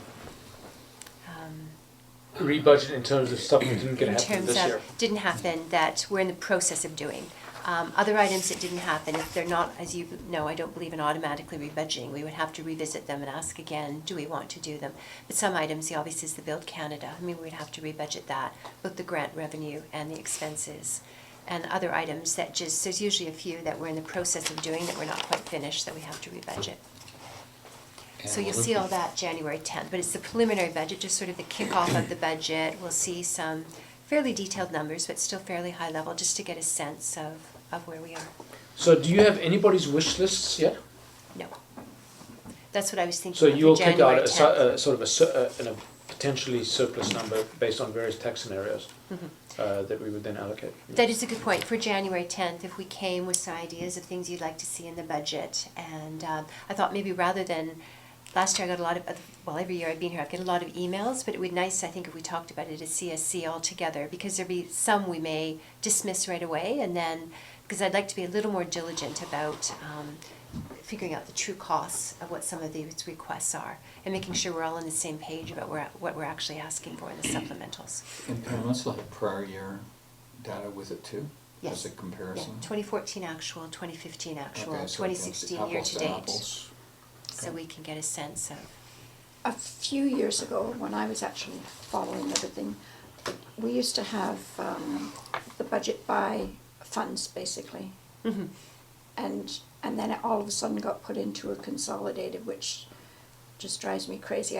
Can we have it by funds? Yeah, no, we still do it by funds. We have the Pam does it solid that way, waste, the sewer, the water, and then we have the general fund, but it's broken down by department. Departments, okay, Yeah, perfect. so we have I still do the consolidated because that's Yes, basically, you need that to basically see when you do all these little adjustments, what it Yes. actually does to the bottom line. But it's, yeah, there'll be a lot of And one of the information. departments will be fire. Yes, well, yes, it won't be a fund, but it'll be a department. Not a It'll be fund, but separate, yeah, as it we is went now. round and round because I'm trying to get a handle on the envelope that is fire. Mm-hmm. In fact, I'd be quite happy calling it all public safety, including EOC, Mm-hmm. all those other ones, because they're small compared to fire. So Pam's given me numbers on fire, and it's Mhm. not insubstantial when you actually allocate Yes. correctly. And the fire is separate even when we do our quarterly reviews. And in the financial statements, we're jumping ahead to the actual numbers, but we have the segmented note, and I would like to have fire as a separate column rather than protective services, because then you have the exact number of fire. I mean, EOC and bylaws is a much smaller budget, but I'm actually going to see if the auditors are okay with having a separate column just for fire. Yeah, I don't like calling it And not protective destroying services it. anyway, but okay, be that as may. Thank you, Carl. And on the personnel budget, which can be easily tracked year over year, but there's also the staff wish lists. Will that be included in that too? If there's a desire to increase complement or to use subject matter experts in lieu of, Yes. okay? So, and that'll be ready to defend? Yes, at this point, we do not have any intention of asking for extra staff, actually. I mean, we might want some consultants, we'll have to continue with the planner, Mhm. but, Well, don't be too sure. I mean, I've been advocating a planner on staff. I'd be advocating more For some time. resources to staff, but I need to know where. So would I. Yeah. at this point, when I say there's no point, I'm just talking about staff. I'm not saying about consultants or anything like that. No, I'm talking about Just me. actual staff headcount. I Just go with thank you and be quiet. yeah, I know. no, and my point is we're understaffed. The Unfortunately. core services view will, Okay. Okay, so Come my to that question as was going to well. be about how does Nye know what the village wants in terms of services? he's looking at what needs to be done in terms of legal requirements, WCB requirements. And it's based on his experience as well, and he'll be presenting that, so he'll be able to ask those Okay, questions. so will we be being presented with choices? Saying, no, we don't actually need to polish the road signs twice a month? Or maybe we do? Polishing the road signs would be in the core services If that's review, not core service. but, yeah. Okay. Okay. I don't know how it will be presented, but obviously it will be coming to council. But I'm just saying this is a key piece for the budget that I'm quite excited about, because I'd like to reduce the amount of just budgeting the same number every year. And that's not to say that every number will go down. There may be some numbers that go up, but No, I we think have we the understand. experience now Real to look numbers. deeply at the numbers to see, just because we budgeted that last year doesn't mean we necessarily need to just carry it forward this year. You were going to make a point, Eileen? No, I was just wondering the timeline, because does the budget start January 1st, or does it start like It starts January April? 1st, but we're essentially allowed to carry on business because of the 5-year, we do a 5-year financial plan, so we actually do have a budget. It will be replaced by the actual 2017 budget, but there was a 2017 in the core services, in the 5-year financial Fine, plan. okay. I was Yeah, wondering and this how is that beyond works. the scope of the actual budget exercise, but of course, Mm-hmm. now we really want that work to be starting on January 1st, so that we don't come into the situation. Remind us, what is it going to look like, how much we have underspent our 2016 budget by, simply because we didn't start the project? I'd say about half. Oh, no, it's not that much. Well, it's skewed by It's skewed by the big numbers. number that we had to put a hold on. Okay, so that's an unfair But question. if you went by the number of projects, it would probably be half. The reason I'm asking is twofold. When did we see this commencement exercise last year? At the equivalent of this meeting, so we're just one meeting behind. Yeah. And I don't even want to stay behind because it was a highly preliminary budget, It and I was feel really that just a rehash of the current we're budget. actually ahead of schedule. If you look at the schedule, we're finishing the budget earlier this year because it's going to. That's why I'd really like to kind of put our arms around the supplementals. We had a lot of meetings where we were just chipping away at these supplementals, Yeah, and we're they're gonna have probably a different items that process. should have never made the list in the first place. So we have that initial discussion about talking about, and we have a strategic plan now, and we have priorities, we have an IMP. A lot of our capital's already being dictated by the IMP, so, Yeah, it's almost ironic that we're only starting to talk about our 2017 budget in 2017 when it's already started. So I mean, ultimately, I'd like to have a sense of where our 2017 budget is before 2017 even starts. But but that'll be taken care of by our 5-year plan. Yeah. We finally have information to put into a 5-year plan rather than just placeholders Just for plugging, capital. This so is very typical. Most municipalities do their budget this way. I mean, it's not due to the ministry until May 15th, and there's a reason for that. It's because with our tax numbers, we don't have a lot of new construction, so our tax numbers are fairly solid, but someone like West Vancouver, it's very difficult for them to even predict their tax number until January. So that's recognized, and that's why you do a 5-year plan, so that we can still legally operate, because we have a 2017 budget. Yeah. But it's, And so will this 5-year plan from now on start approaching reality? I certainly know in some of the CapEx things, we know where we're going to be spending money for the next 5 years. In terms of expenditure, in terms of headcount add, your long-term org chart changes, we'll yes, start seeing that the plan in is a... to incorporate that into a 5-year plan. So to finally become realistic rather than just a plug. I mean, we have the money set aside. It's not really a plug. I mean, we put realistic tax increases in, and we just had a number that we knew we could use for capital and for other operating. It's just that we hadn't identified it yet because we were waiting on the IMP. Because it dictated everything. Depending on what the IMP said, it would dictate how much was left for operating. But yes, to answer your question, our 5-year plan now will be, we'll look at a 5-year horizon for operating. Because even the staff, once you make that commitment to staff, it's hard to undo when you have a unionized. So that's why I have just said we want to be very sure, but that's not to say that in the 2018 5-year plan, we won't put a staff member in. Because we're thinking in a 5-year horizon now, we're not thinking in a 1 year. Okay, And that good. is not just the capital, it's also the operating No, that you sure. can look at in terms of, and when I'm not saying that we don't need help, but we have a planner who's working out well, and we used a communications person this year who worked very well for us, and an election consultant, so Yeah, I mean, we're definitely open to using consultants. Sure. The problem is, my experience has been that half their cost is learning curve. So it's just bringing them up to speed, and then they actually produce the second half of their work for the money. But if we're going to be spending 25 grand a year on a consultant, a planning consultant, I'd rather have a half-time planner in here. This is more your org chart decision. Yeah. But I think it's fair to say council would support building a robust organization. And I'll be talking about some of the things that I talked about with Sturdy on the phone in closed. Part of the 5-year plan, even maybe more than 5 years, is what strategic stuff are we going to be doing as a community, expanding, making changes. That all needs to be modeled as well. But for now, sorry, Ron, go ahead. Pam, what number are you going to plug for long-term debt for the, assuming the infrastructure loan? 17% of 10 mil. Well, what are you thinking for plugging? Well, I'll just do the math. It's just the projects that we applied for, assuming we get them, it's 17% of that, and we would have to About get year loan 2, for. 3, 4? Yep. Okay.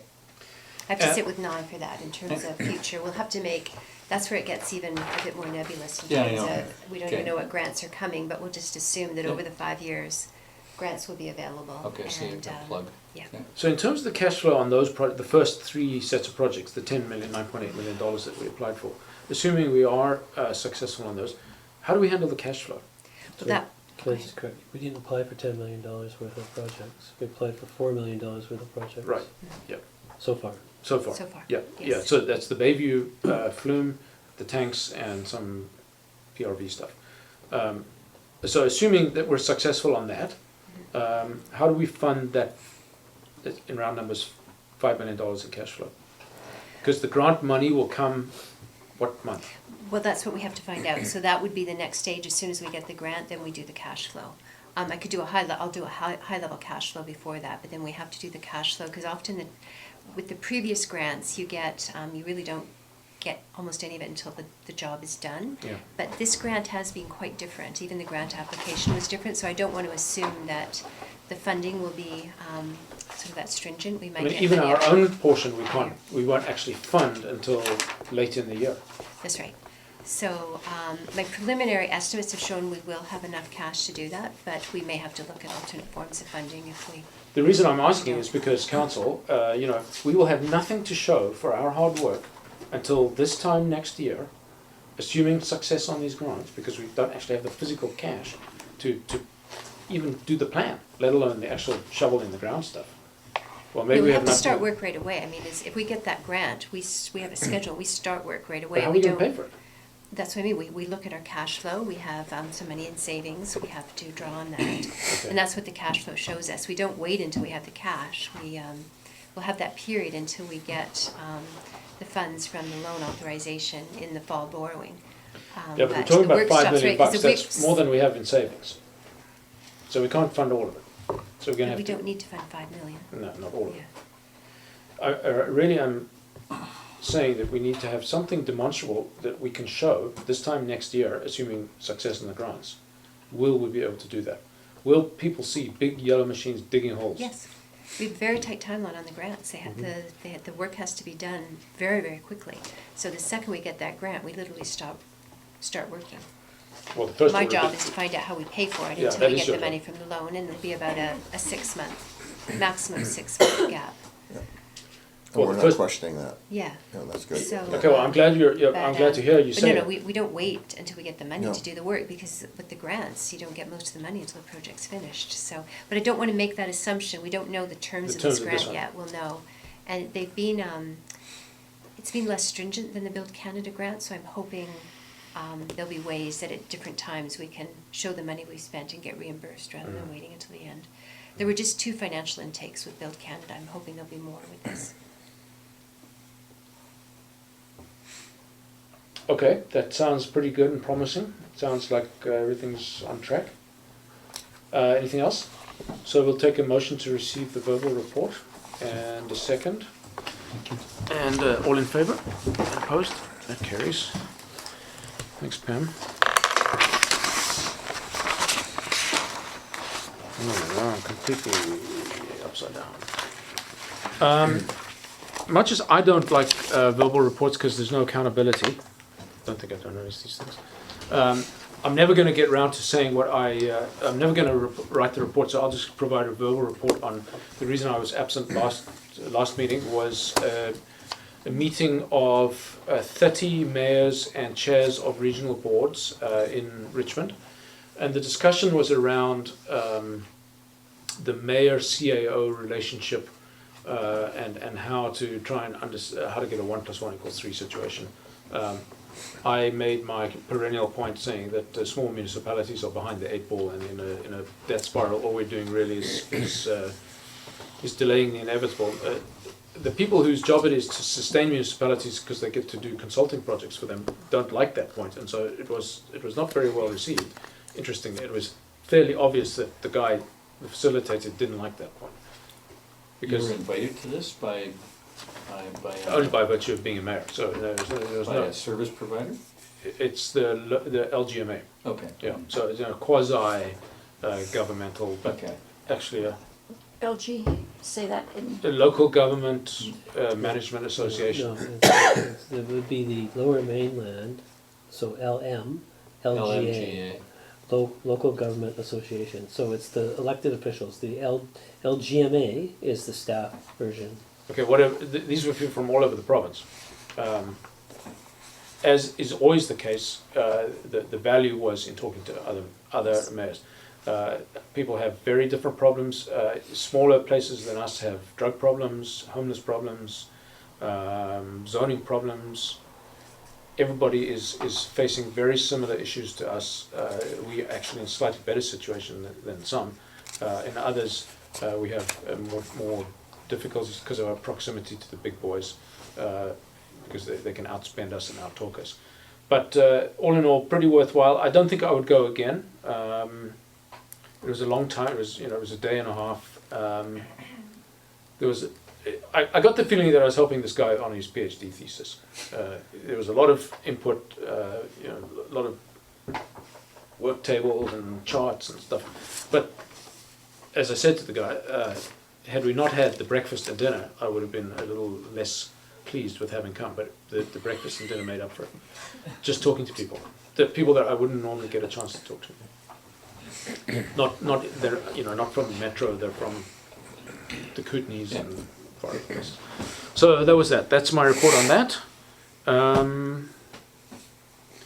And then I had another report which I did start in writing, and that was, and I'll just bring you up to speed on this, that at UBCM was a very similar situation in terms of meeting people. I am proud to say that I didn't go to one of the plenary sessions because they're not worth the paper they're written on. That's where you make resolutions and the province says thank you very much and shelves them. What we did do was Belkera, Anmore, us and Bowen met with the Minister of Community Support and Social Development, CSCD.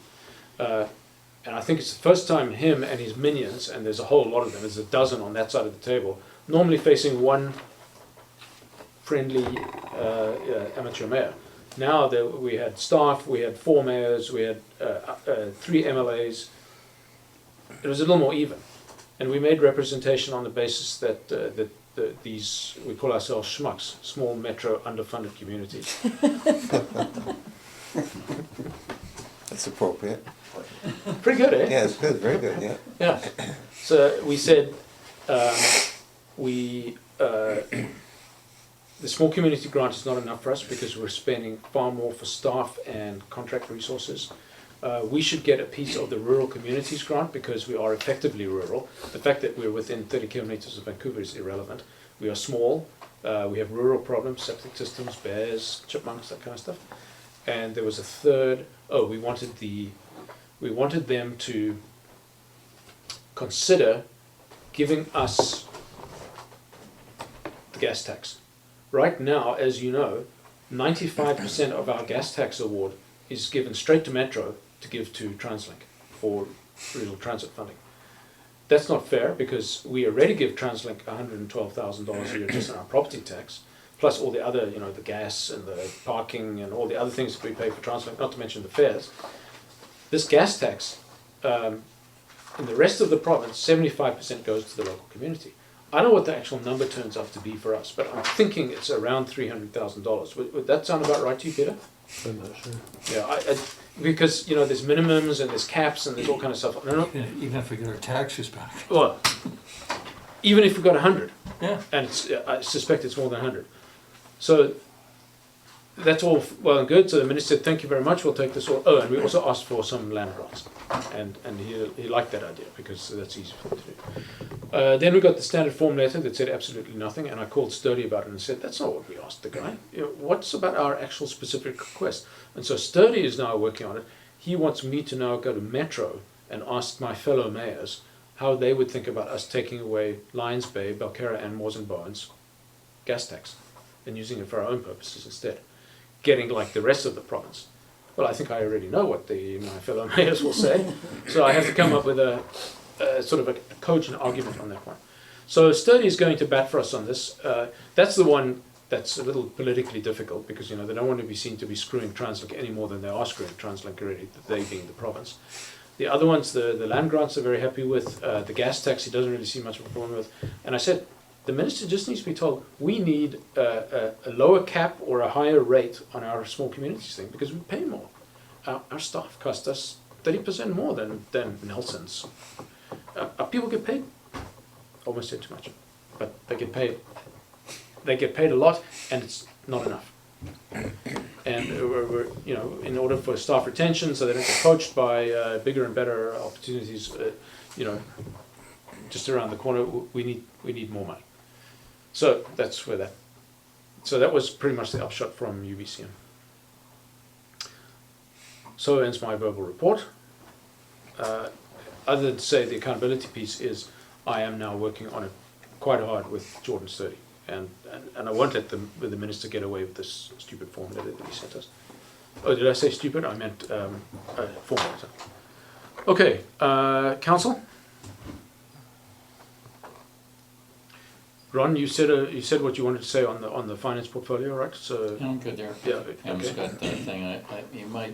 My thinking here is that we'll get more data faster and more breadth to it, and we've added more meat to it for two reasons. One, because of our infrastructure successes, and also we're going to be focused on our priority piece. So I think that in terms of the traditional bun fight for resources, I mean, all we have to do is look at the chart and say, it should hit 2 of this versus 1 of them. I get the sense it's going to be a lot less backing and forthing this time. And I think, I mean, we've all learned here too that, staff time is very valuable, and we'd rather you're doing more stuff than presenting this 5 times. Exactly. I think on this one, somewhere along the line, we missed this last year with the chief. I think he should be part of this when the units come in, if they do. Yeah. I think that I don't want him doing that whatever offline the anyway. time the chief needs, whether it's day, morning, or night, it's got to be him. Yeah. Okay, thanks. Eileen, you have been involuntarily offered, given the communications piece, but you're going to be speaking about that later, so we'll defer that part. Anything else from you? No, I Okay. reported last time. Okay, Jim, Fred, as counsel? No? Okay, so we'll move on to committees. Trees up. Somebody's trying to reach somebody on the phone. Me? No, I mean the phone's ringing. Oh, Is that China trying to sell us prescription meds, or is There it you go. something All right. important? Hawaii's garbage. Okay, so Fred, nothing for the infrastructure committee? We talked briefly before the meeting, just some of the concerns. I don't know if it's worth mentioning yet. But Well, there's an MOU that's on my table now. I'm going to have it done by the end of the week. This is the draft MOU to go to UBC, right. not UBCM. And then, so maybe you do want to bring up the funding. Well, just on the MOU thing, I was just thinking of, if you want to fire it back and forth, Jim Murphy was talking to me today, and if you want a few tweaks and edits and stuff, we can run it past he and Brian. They added some stuff, and we can get that wrapped up pretty quickly if you got the time. Yeah, I'm going to be working on it on Thursday once I get to California. So what we're alluding to is that UBC, the professor that's potentially running the project, has a line on some funding that needs in-kind, I don't call it donation, in-kind contribution from the local municipality to add to the acceptability of his grant application. It's a 20% co-pay almost, and it doesn't have to be cash. It can be in kind, meaning staff time. So if we were to be doing this hydrology study anyway, our staff would be involved. They'd be driving them up to the intakes. They'd be repointing things at the sun. They'd be looking at rain gauges and all that stuff. It would be additional time. So from a budget perspective, Pam, here you are. So maybe we're going to do some SCADA automation, so there's no need to be running around writing down an old piece of foolscap paper what it says. But there's going to be more, because if we're going to do this hydrology study, I think it would be braver to ask for $25,000 in cash, but we may need to find $25,000 in kind. That seems to be about the number, right, Fred? I'm not sure that it's necessarily that number. It could be. We're looking at 20% of the funding. The maximum ask is $312K, but then that's going to be broken up into chunks. And This is his ask of the National Research Foundation. right, and then the distribution of contributions to the total project costs is 40%, maximum 125K. Of that last number, limiting factor is getting 20% contribution. So I would think with what he can get in some discounts on equipment, plus what we can contribute as in-kind and staff would total 20% of that 125K. Okay, so my guess somewhere is. south of 25, Yeah. yeah, more like, I don't know, 20 if you want a round number. That's a lot of staff time. That is a lot of staff time. That's not the kind of staff time we would be able to point at this No. project alone. But then, Especially now. but on the other hand, from what UBC can give to us, we're getting a lot of bang for our buck on all Yeah. those stuff, free stuff. And, you know, we can, when we account for the staff time, we would certainly do it at, you know, the rate plus a percentage, plus support costs and so on.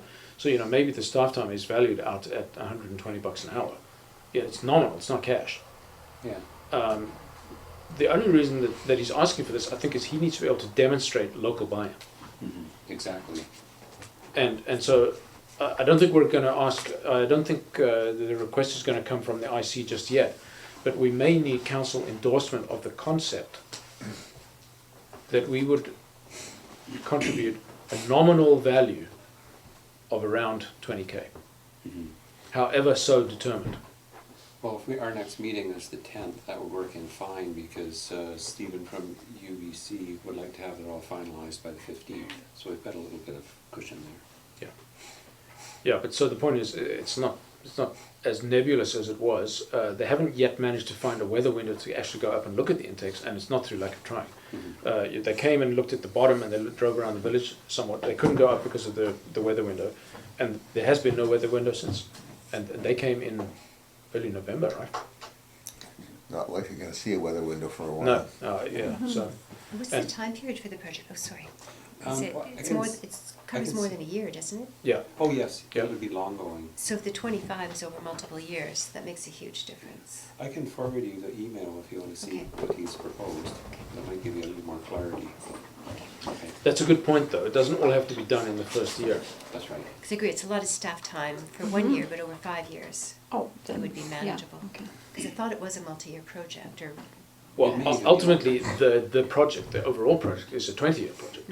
You know, it's a long, ongoing. So it takes Yes. pretty. 15 years, no problem. Yeah, It's an hour of my No, time. I think this funding money will be spent over X months, Yes. and I think the X is probably a year and a half. This has huge benefit for the village.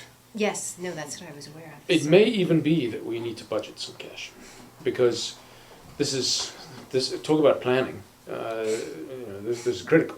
I just did the math on this, using your numbers at 20,000 at 125 per hour for staff time. I mean, it works out to 20 full work days. So I'm not sure anybody's given us a month straight of anybody's time, so cash is easier than staff time. I'm not sure what the substitution is here, but Yeah. Houston, there's a problem here, because last time I looked, and I looked pretty busy to me. Well, the problem with that is that the UBC people are going to have to depend on our staff to get them up there and to give them some background information. Their local knowledge would be essential to the process. Well, it's a time, I mean, I don't want, this is not my area, I'm just doing the math here, but I mean, if it's a short-term project to get this, the 20 days is still 20 days. Yeah. Yeah. Yeah, and will be extra. You know, if they want to put in a rain gauge that needs power run to it, it'll be paid for by, and their contractor will do it, but our people will have to supervise. Yeah.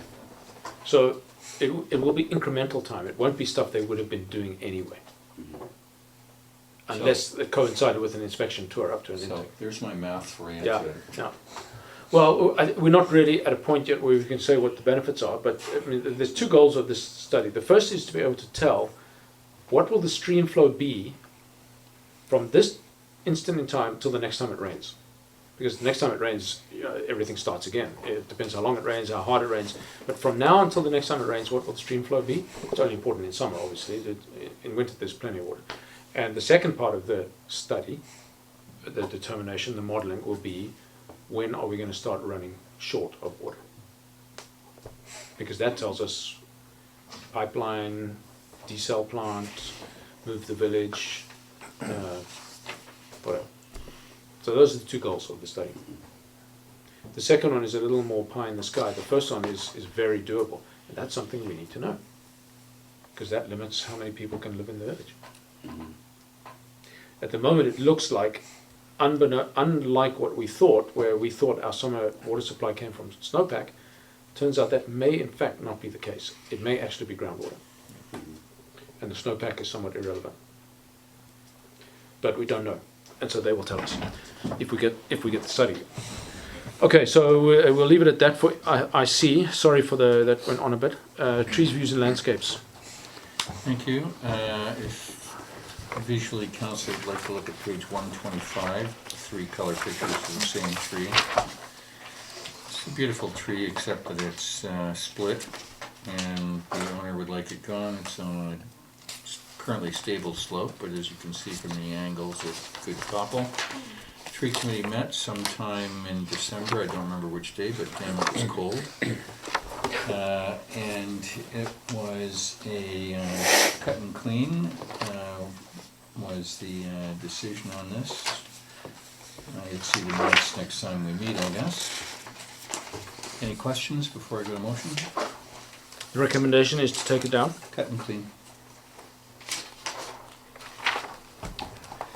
So the thing is, the recommendation is that council approve tree committee's recommendation of application number 76 to cut and clean the subject trees and cut the subject trees and clean away in the entirety the associated debris. Okay, thanks. We'll take that as the motion. Can I have a second on that one? Okay, the motion's been seconded. Any further discussion? Ready for the question? All in favour? Opposed? That carries unanimously. Thanks, Ron. I'm assuming that, yeah, there's plenty of neighbour canvases here. That's good. Okay. Okay. So that was that. Next is the Bylaw and Policy Review Standing Committee. That's gone through some changes. It previously was Jim, me, Peter Wigglesworth, and Ian Mackey. Yeah, that's right.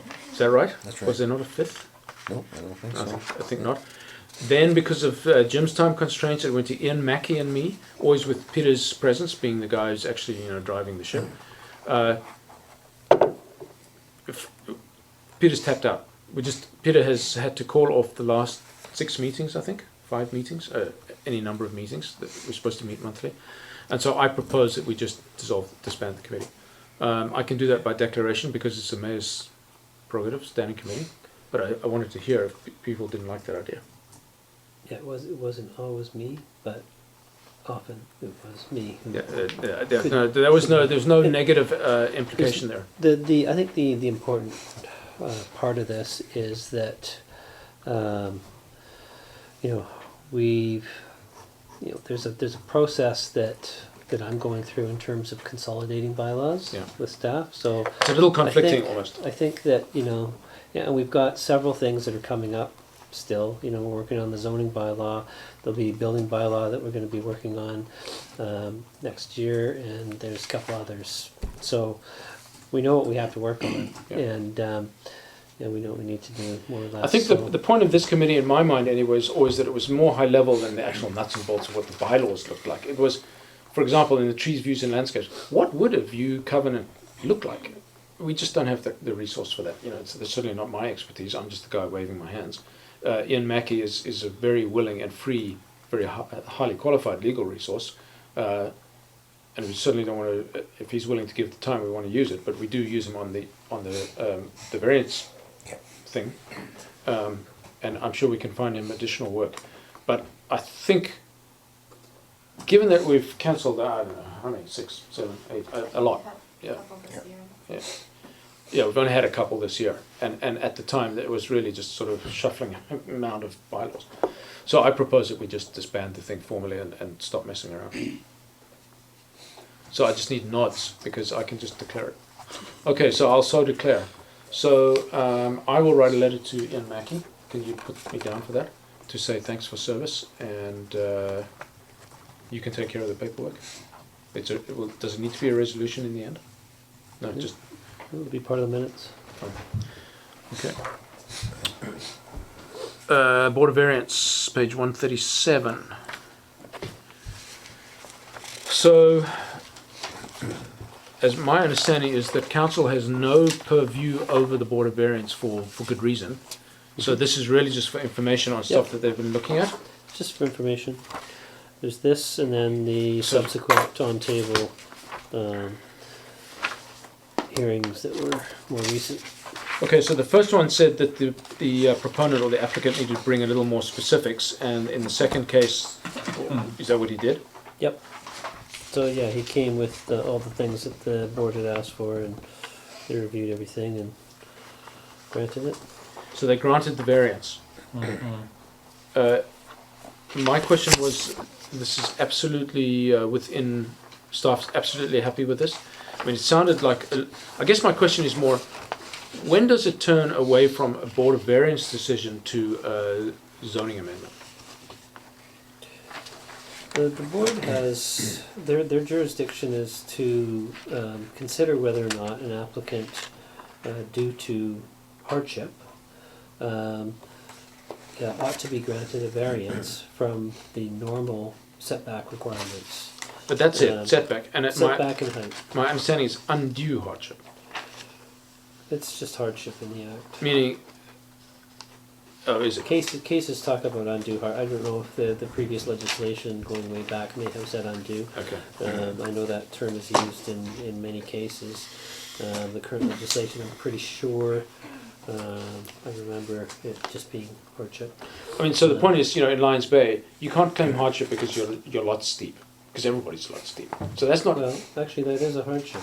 It's a hardship which factors into whether or not the requirements of the zoning bylaw pertaining to setbacks and height presents difficulties, which is just not right. I mean, you try your best to comply, but due to the terrain or due to your specific configuration of your lot, there's just no way you're going to be able to do it within reason, right? So you need to be granted a variance in order to build something that's reasonable without affecting your neighbors. So that's the purpose. Okay, fine. And so that's presumably. I mean, I don't know who. These guys have fairly unlimited powers. They decide what's undue and what's hardship. They refer to no one, correct? There's no staff member present. Well, they have a secretary, and that's Susan. She's the secretary of the board. But she hasn't done any appointed her investigation. earlier.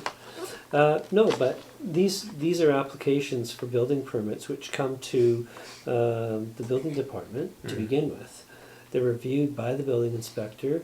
He determines that, sorry, but this is Needs a variance. You're going to have to get a variance for this because it's too high or whatever the case may be, and so he refers them to go to the board.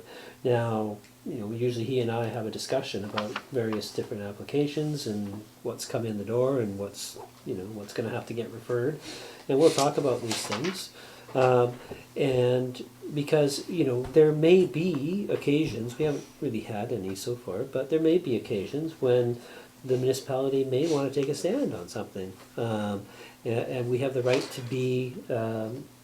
We have standing at the hearing, so we can present arguments, we can present a position, but for the most part, staff is there to simply assist the board in their work and their determinations, and we generally just are neutral. But yeah, we have the opportunity to take a stand if that. But still, the board would hear us out, and they could still decide contrary to our position. And then there's very limited means for appeal. Yeah, I mean, the reason I'm harping on this is we've experienced where the Board of Variance allowed a variance that was completely contrary to the ethos of the village. They felt that they were within their powers to do that, they did it, and the people then proceeded to build the building accordingly. Because the building inspector had given them leave to refer to the Board of Variance. Well, it's not that he gives them leave, he just sorry, I can't give you a building permit because you're not complying with our zoning bylaw. And then the Board of Variance, So then a body of 3 people with no oversight from elected officials, decides what they like, whether they like it or not. Well, the theory behind it is that it shouldn't be a political process, that it should be a technical process by people who are appointed from within the community, and hopefully people who are qualified to do so. And I think we've been pretty fortunate in terms of having qualified volunteers to sit on boards, on that board, over the years. There is another process that people have at their disposal. The general public does not have to go to the Board of Variance. They could apply to council for a development variance permit, or DPA for short. So there's really two processes that are available. They can take either one. And the thing is that anybody who has a zoning bylaw has to have a Board of Variance. Yeah. So you have to have one, but the public can sort of weigh their odds, looking at what's the board like and what's council like, and pick which forum they're going to appear in. I guess my concern is when I read what's been approved here, this looks like a heck of a variance. I presume that hardship was proved.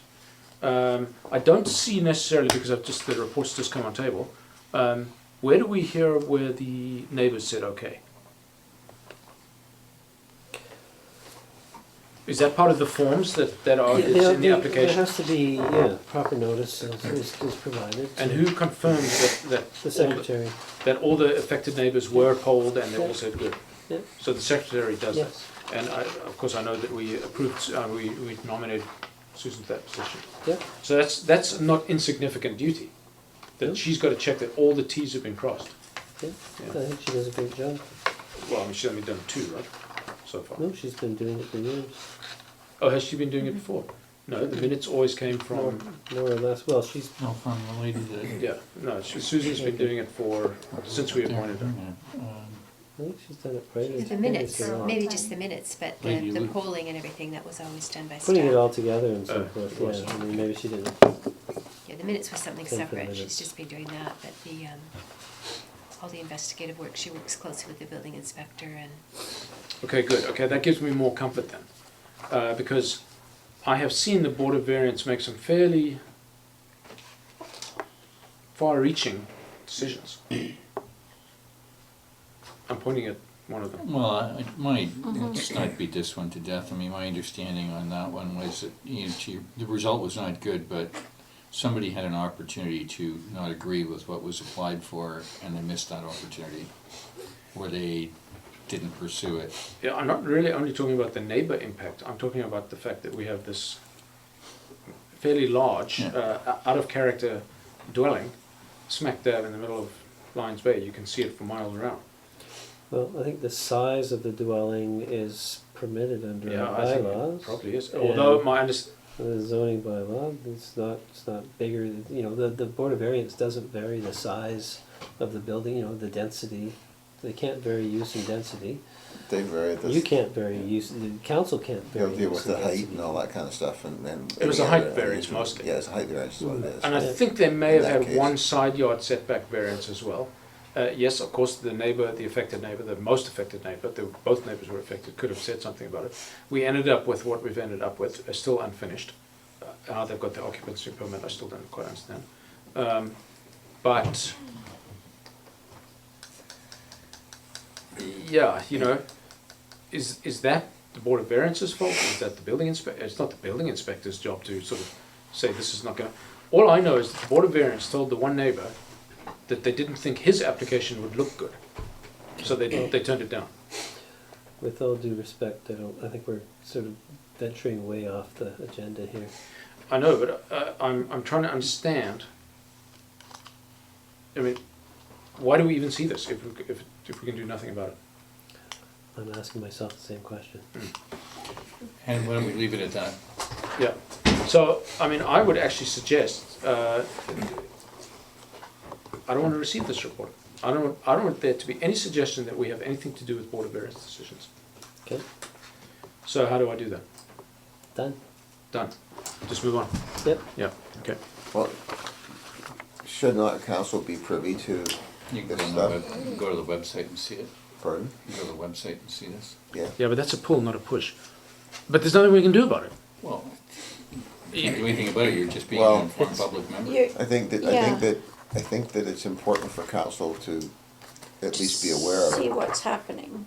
I mean, if we don't get the minutes, we don't even know about it unless we, I'd be uncomfortable not knowing. yeah, Of course, I prefer to know the information, but I think this is a very bad thing to the extent that I we're can not visualize approving it. it, we're just receiving the minutes. And doing what? Saying something negative about the project or the people that we put in place? No, Which we all put them on 3-year rotating, Yeah, yeah. so. No, I mean, it's- I'm sure they're doing within the limits of what they understand the job to be an excellent job. this is a sensible variance. Okay, well. Is it? You see, Yes, I it can't is. visualize I it. know the property, I know, Yeah. and I know the Yeah. situation that they're in. It is a sensible variance. It does make sense. Well, let's assume that our people know what they're doing. So I think, just as a final note, the reason it's here in the agenda was simply for information. It wasn't really to debate or question the, Okay, so I should have just received it. yeah, Yeah. But we couldn't because you just given it to us. well, the other one was there for the sake of it. Yeah, that one I read, and I said, bloody hell. He was hoping for a lot. Okay, so they approved his everything, including a long wall, from what I understand, long and tall. But it's all within zoning and everything. Okay, so I will take a motion for receipt. Who's putting your hand up to receive? Okay, that's a motion and a second. Here you go. I will call the question. All in favor of receipt? What's your vote? It's received Okay. for the last time. Okay, thanks. You should have probably said that a little earlier. Can't you read my eyes? No. Is it the last time? Because you still want to see it. No, we need to see them. Yeah. Okay, no, I think we do need to see it. Yes. Yeah, just in case there's some disaster, then at least we have a starting point. Some people have a tendency to ask a lot of questions about things. Yes, that they Yeah, should just fine. read and, Maybe when we do the time limit thing in the future. Okay, I'll give myself a time limit. Sorry about that.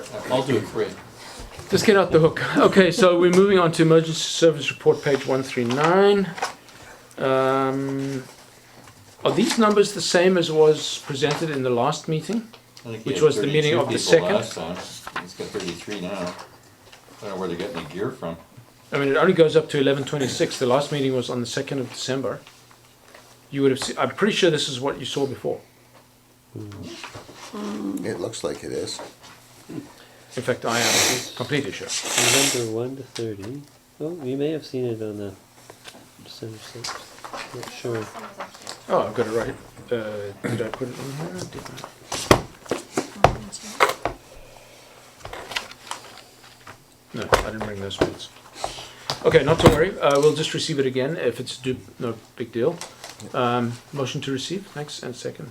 Any further? All in favor? Opposed? That carries. And the last one was October. yeah, that's, The last one that was presented on the 2nd was October. On December 6th Okay, was good. October 1st to 31st. Okay, good. Okay, so it wasn't even a due. Fantastic, thanks. Okay, so we're moving on to section 9, resolutions. The first is that council approves sending CAO de Jong to the CAO forum in Victoria from February 22nd to 24th, including the optional pre-conference workshop on human resource strategies for healthy organizations. Peter, you want to talk to this? Cost, benefit? Cost is approximately $800 plus travel and accommodations. I think it was very beneficial going to the what I went to in February of 2016, and it's an opportunity to see what other CAOs are doing in their municipalities and regional districts, and a lot of good ideas bandied about, and I think it's very, very helpful and assists me in doing my job here. I believe this is the mirror image of the one I just went to. He said that they were having the CAO forum, whatever that was. This was the chief elected officials forum that I went to, in Victoria in February. And when you will be hearing, getting the fruits of all our labour, the pearls before, the pearls of our wisdom. Okay. with which to make a healthy organization. Yeah. Okay, so thanks. Any other rationales, justifications? That's probably good enough for me. Can I have a motion on that resolution in a second? The only other thing to add to this perhaps would be in that the CFO add it to the 2017 budget. I assume the CFO would do that in their sleep. But fine, okay, and add to the budget. I mean, it's probably just all part of the training. It's really worth having that there just to make sure that we may have to adjust the training depending on the cost of these Yeah, two courses. okay, fine. Okay, so we have these in two separate resolutions. We'll vote on this one first. All in favour? Opposed? That carries. And then the second is that council approves sending Cedar Jong to the MATI course for successful CEOs in Victoria. But you're already successful. What do you need to go to another course for? Why would we send him to the unsuccessful one? Yeah, exactly. And I noticed just conveniently, it's similar. It's means you're away for a whole week. Well, they've actually tied it in so that it merges right into, that's why they did it. It was going to be at a different time of year, and then they put it here so that you can just go from one right into the other. But this course is presently full, so I'm on a waiting list, so I don't know if I'd get into it anyways. But you'd want to go if you could? I would, yeah. Price? It's supposed to be very good. Price is $2,600. That's including accommodations, though. And then That's the night of the 17th, 18th, 19th, 21th. 4 nights. There's no travel, you're going there once. Actually, 5 nights. Actually. It's 5 nights? Yeah. Okay, that's not an insubstantial amount of money. No, it's not. Is it within the budget? What is our training budget or education budget, Pam? No, we have a number. We do, I just don't know the number off the top of my I head. think it's 10,000. So, It's my number. it's allocated for different departments, so the admin number, we would just, when I do the budget, we would find out what courses people wanted to go to and hopefully stay within the 10,000. If Yeah. we didn't, I'd knock it out of it. Okay, you're going to be blowing the CAO department budget pretty close to the thing, and there's one in July-ish. Am I right there? The one that you just went to. It was in Kelowna. Not just. It was in about March, April. I remember asking because you rented a car instead of took your own car. Because And it was cheaper. Kamloops, and that was just a Kamloops, couple of months ago. That was in October. No, not the approving officers course. There was another one you went to. In other words, do you want to go to that one too? In other words, The other one that was in Kelowna was the CAO conference in February. it was this one. Yeah. Ah, okay. And the approving officer, I believe that that's just a one-time. Yep. That's a Yeah, I one-time won't be thing. doing that. I think we got our money's worth times 10 there.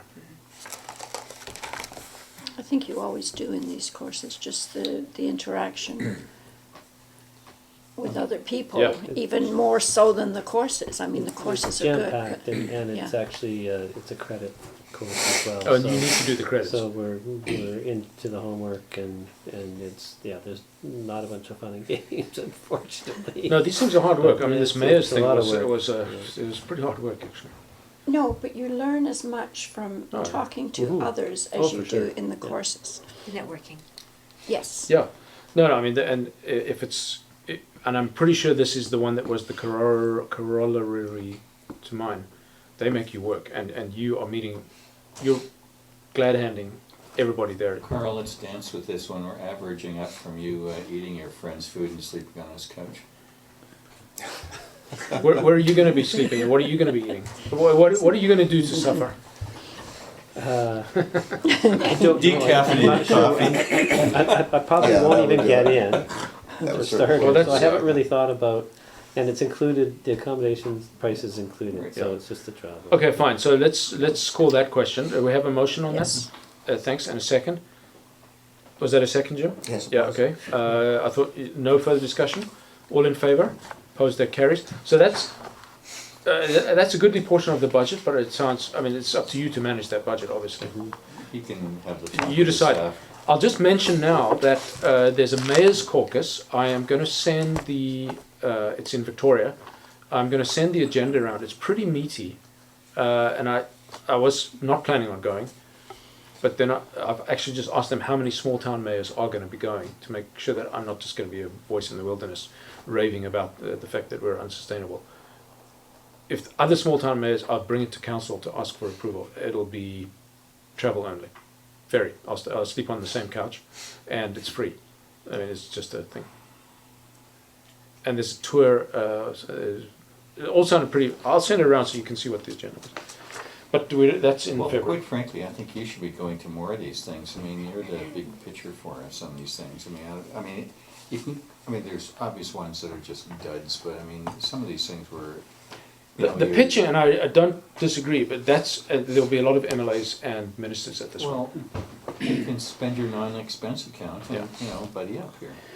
Yeah, so, you know, this mayor's thing, there was no sort of schmoozing opportunity there. There's no decision makers there. But, yeah, I mean, I'd like to think that just the going to these things where Pam Goldsmith-Jones is, you know, from the feds, you know, she walked our application down the hall and put it on the minister's desk because we asked her to. For small money, you gotta do it, Carl.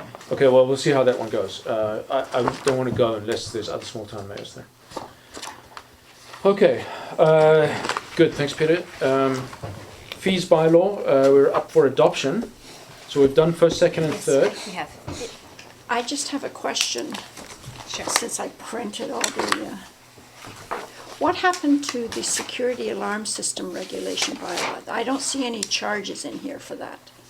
No, because it's not within our jurisdictional ability to actually have that bylaw. We don't fit within the definition in the local government or the community charter with respect to what, you know, you have to be actually, so I don't have it in front of me, You but have to have a police force, don't you? Or- I think it's the Yeah. police will fine you or not if you get excessive false alarms, right? well, that's the nature of our bylaw, but we find them, but that we don't actually have the jurisdiction to do that because we're under 5,000. So the way in which our police services work, I can pull the legislation. Okay, maybe you can just let me Yeah, know it yeah, after. sure, I Okay. will. Well, it sort of talks to your previous point. Who would enforce that anyway?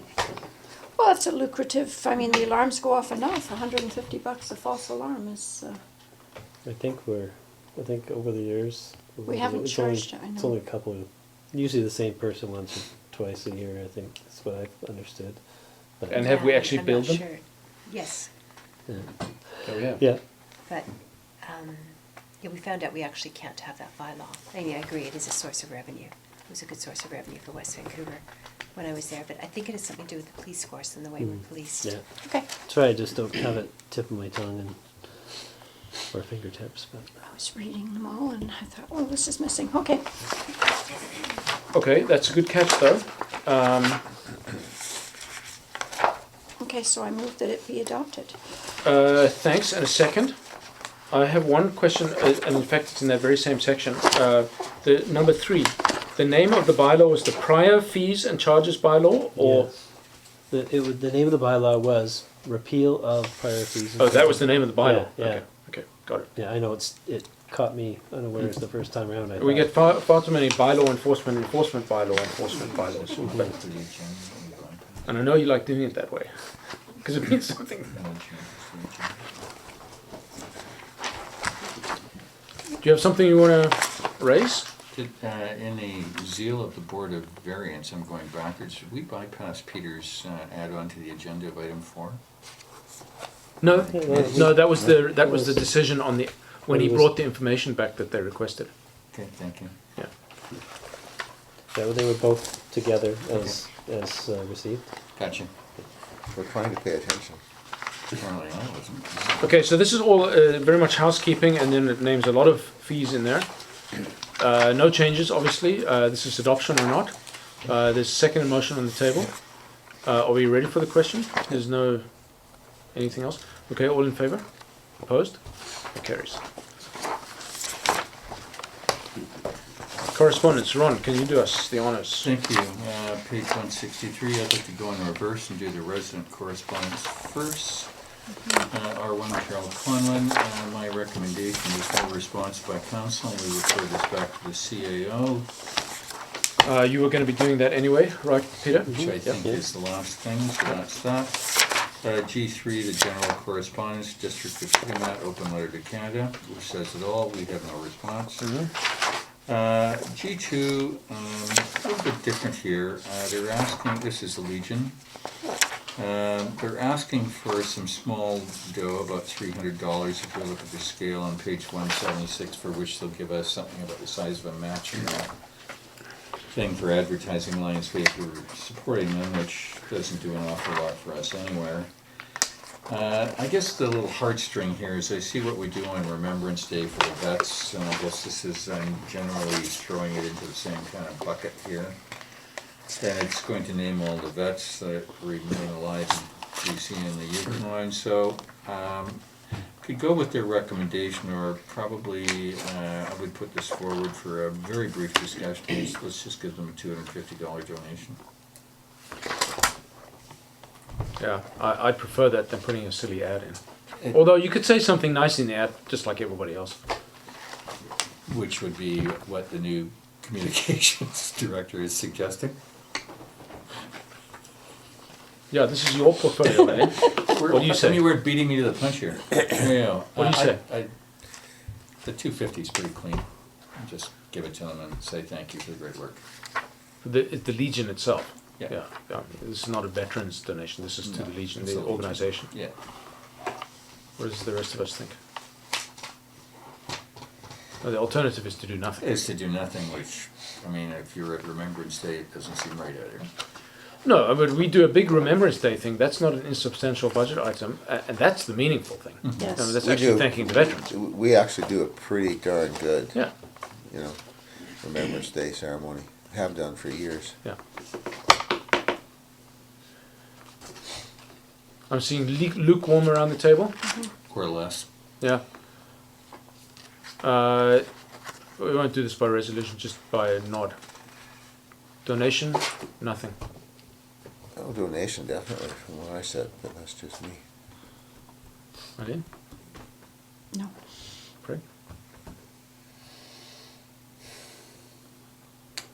I value every dollar. I've got nothing against them, but I mean, we could get 10 of these in a row. I mean, it's, Yeah. yeah. Yeah. And once you start this down the slope, away it goes. That's Yeah. my, Is this in the best interest That's of the my village of point. Lions Bay? So no. Thank Okay. you. And then to the Sea to Sky Clean Air Society, which we don't have all the information here. They represent Sea to Sky, of course, and they make reference to previous commitments.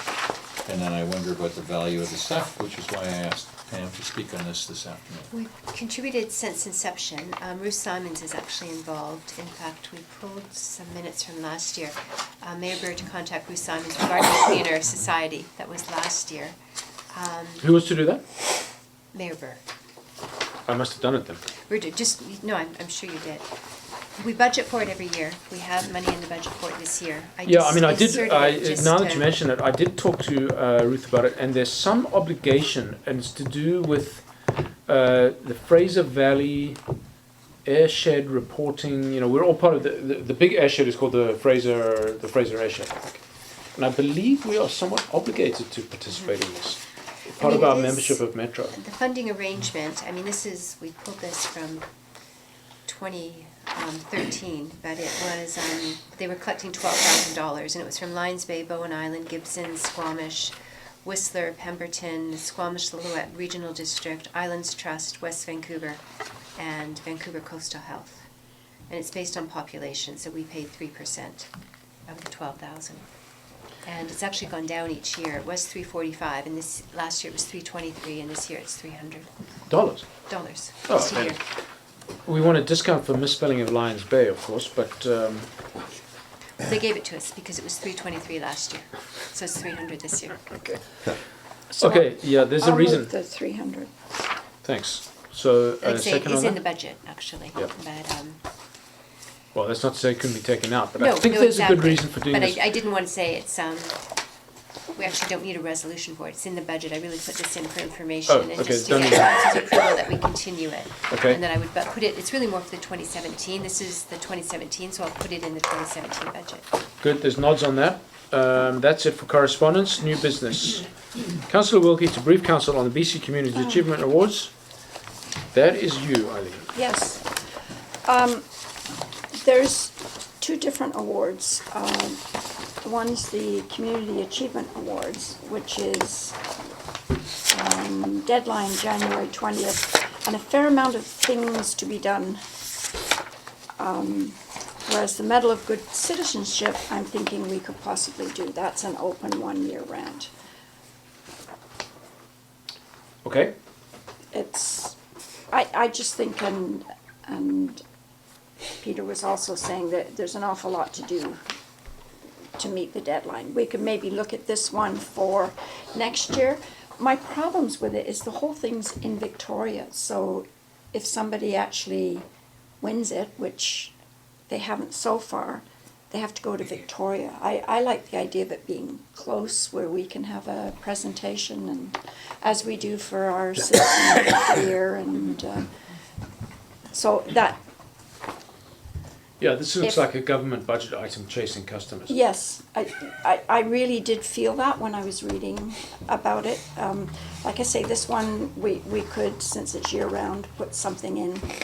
Okay, will you be bringing any recommendations in closed as to potential candidates? I can do that, yes. Okay, good, thanks. So we'll defer that till the closed section of the meeting. Okay. Thanks. I had put an item C here, in the interest of time. Procedures. Hmm? No, just council procedures. Yeah. In the interest of time, we'll just skip it for now. So I waive my need to talk about that. Public questions and comments?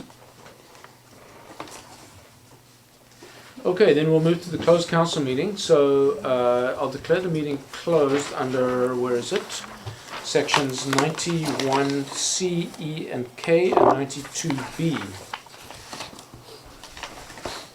And who needs a break? I'll take some water. Quick recess, 5 minutes. Okay, it's 10:59, and we've returned to the open meeting.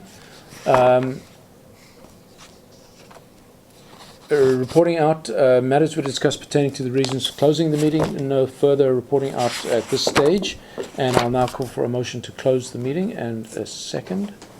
All in favour? Opposed? That carries. Meeting adjourned.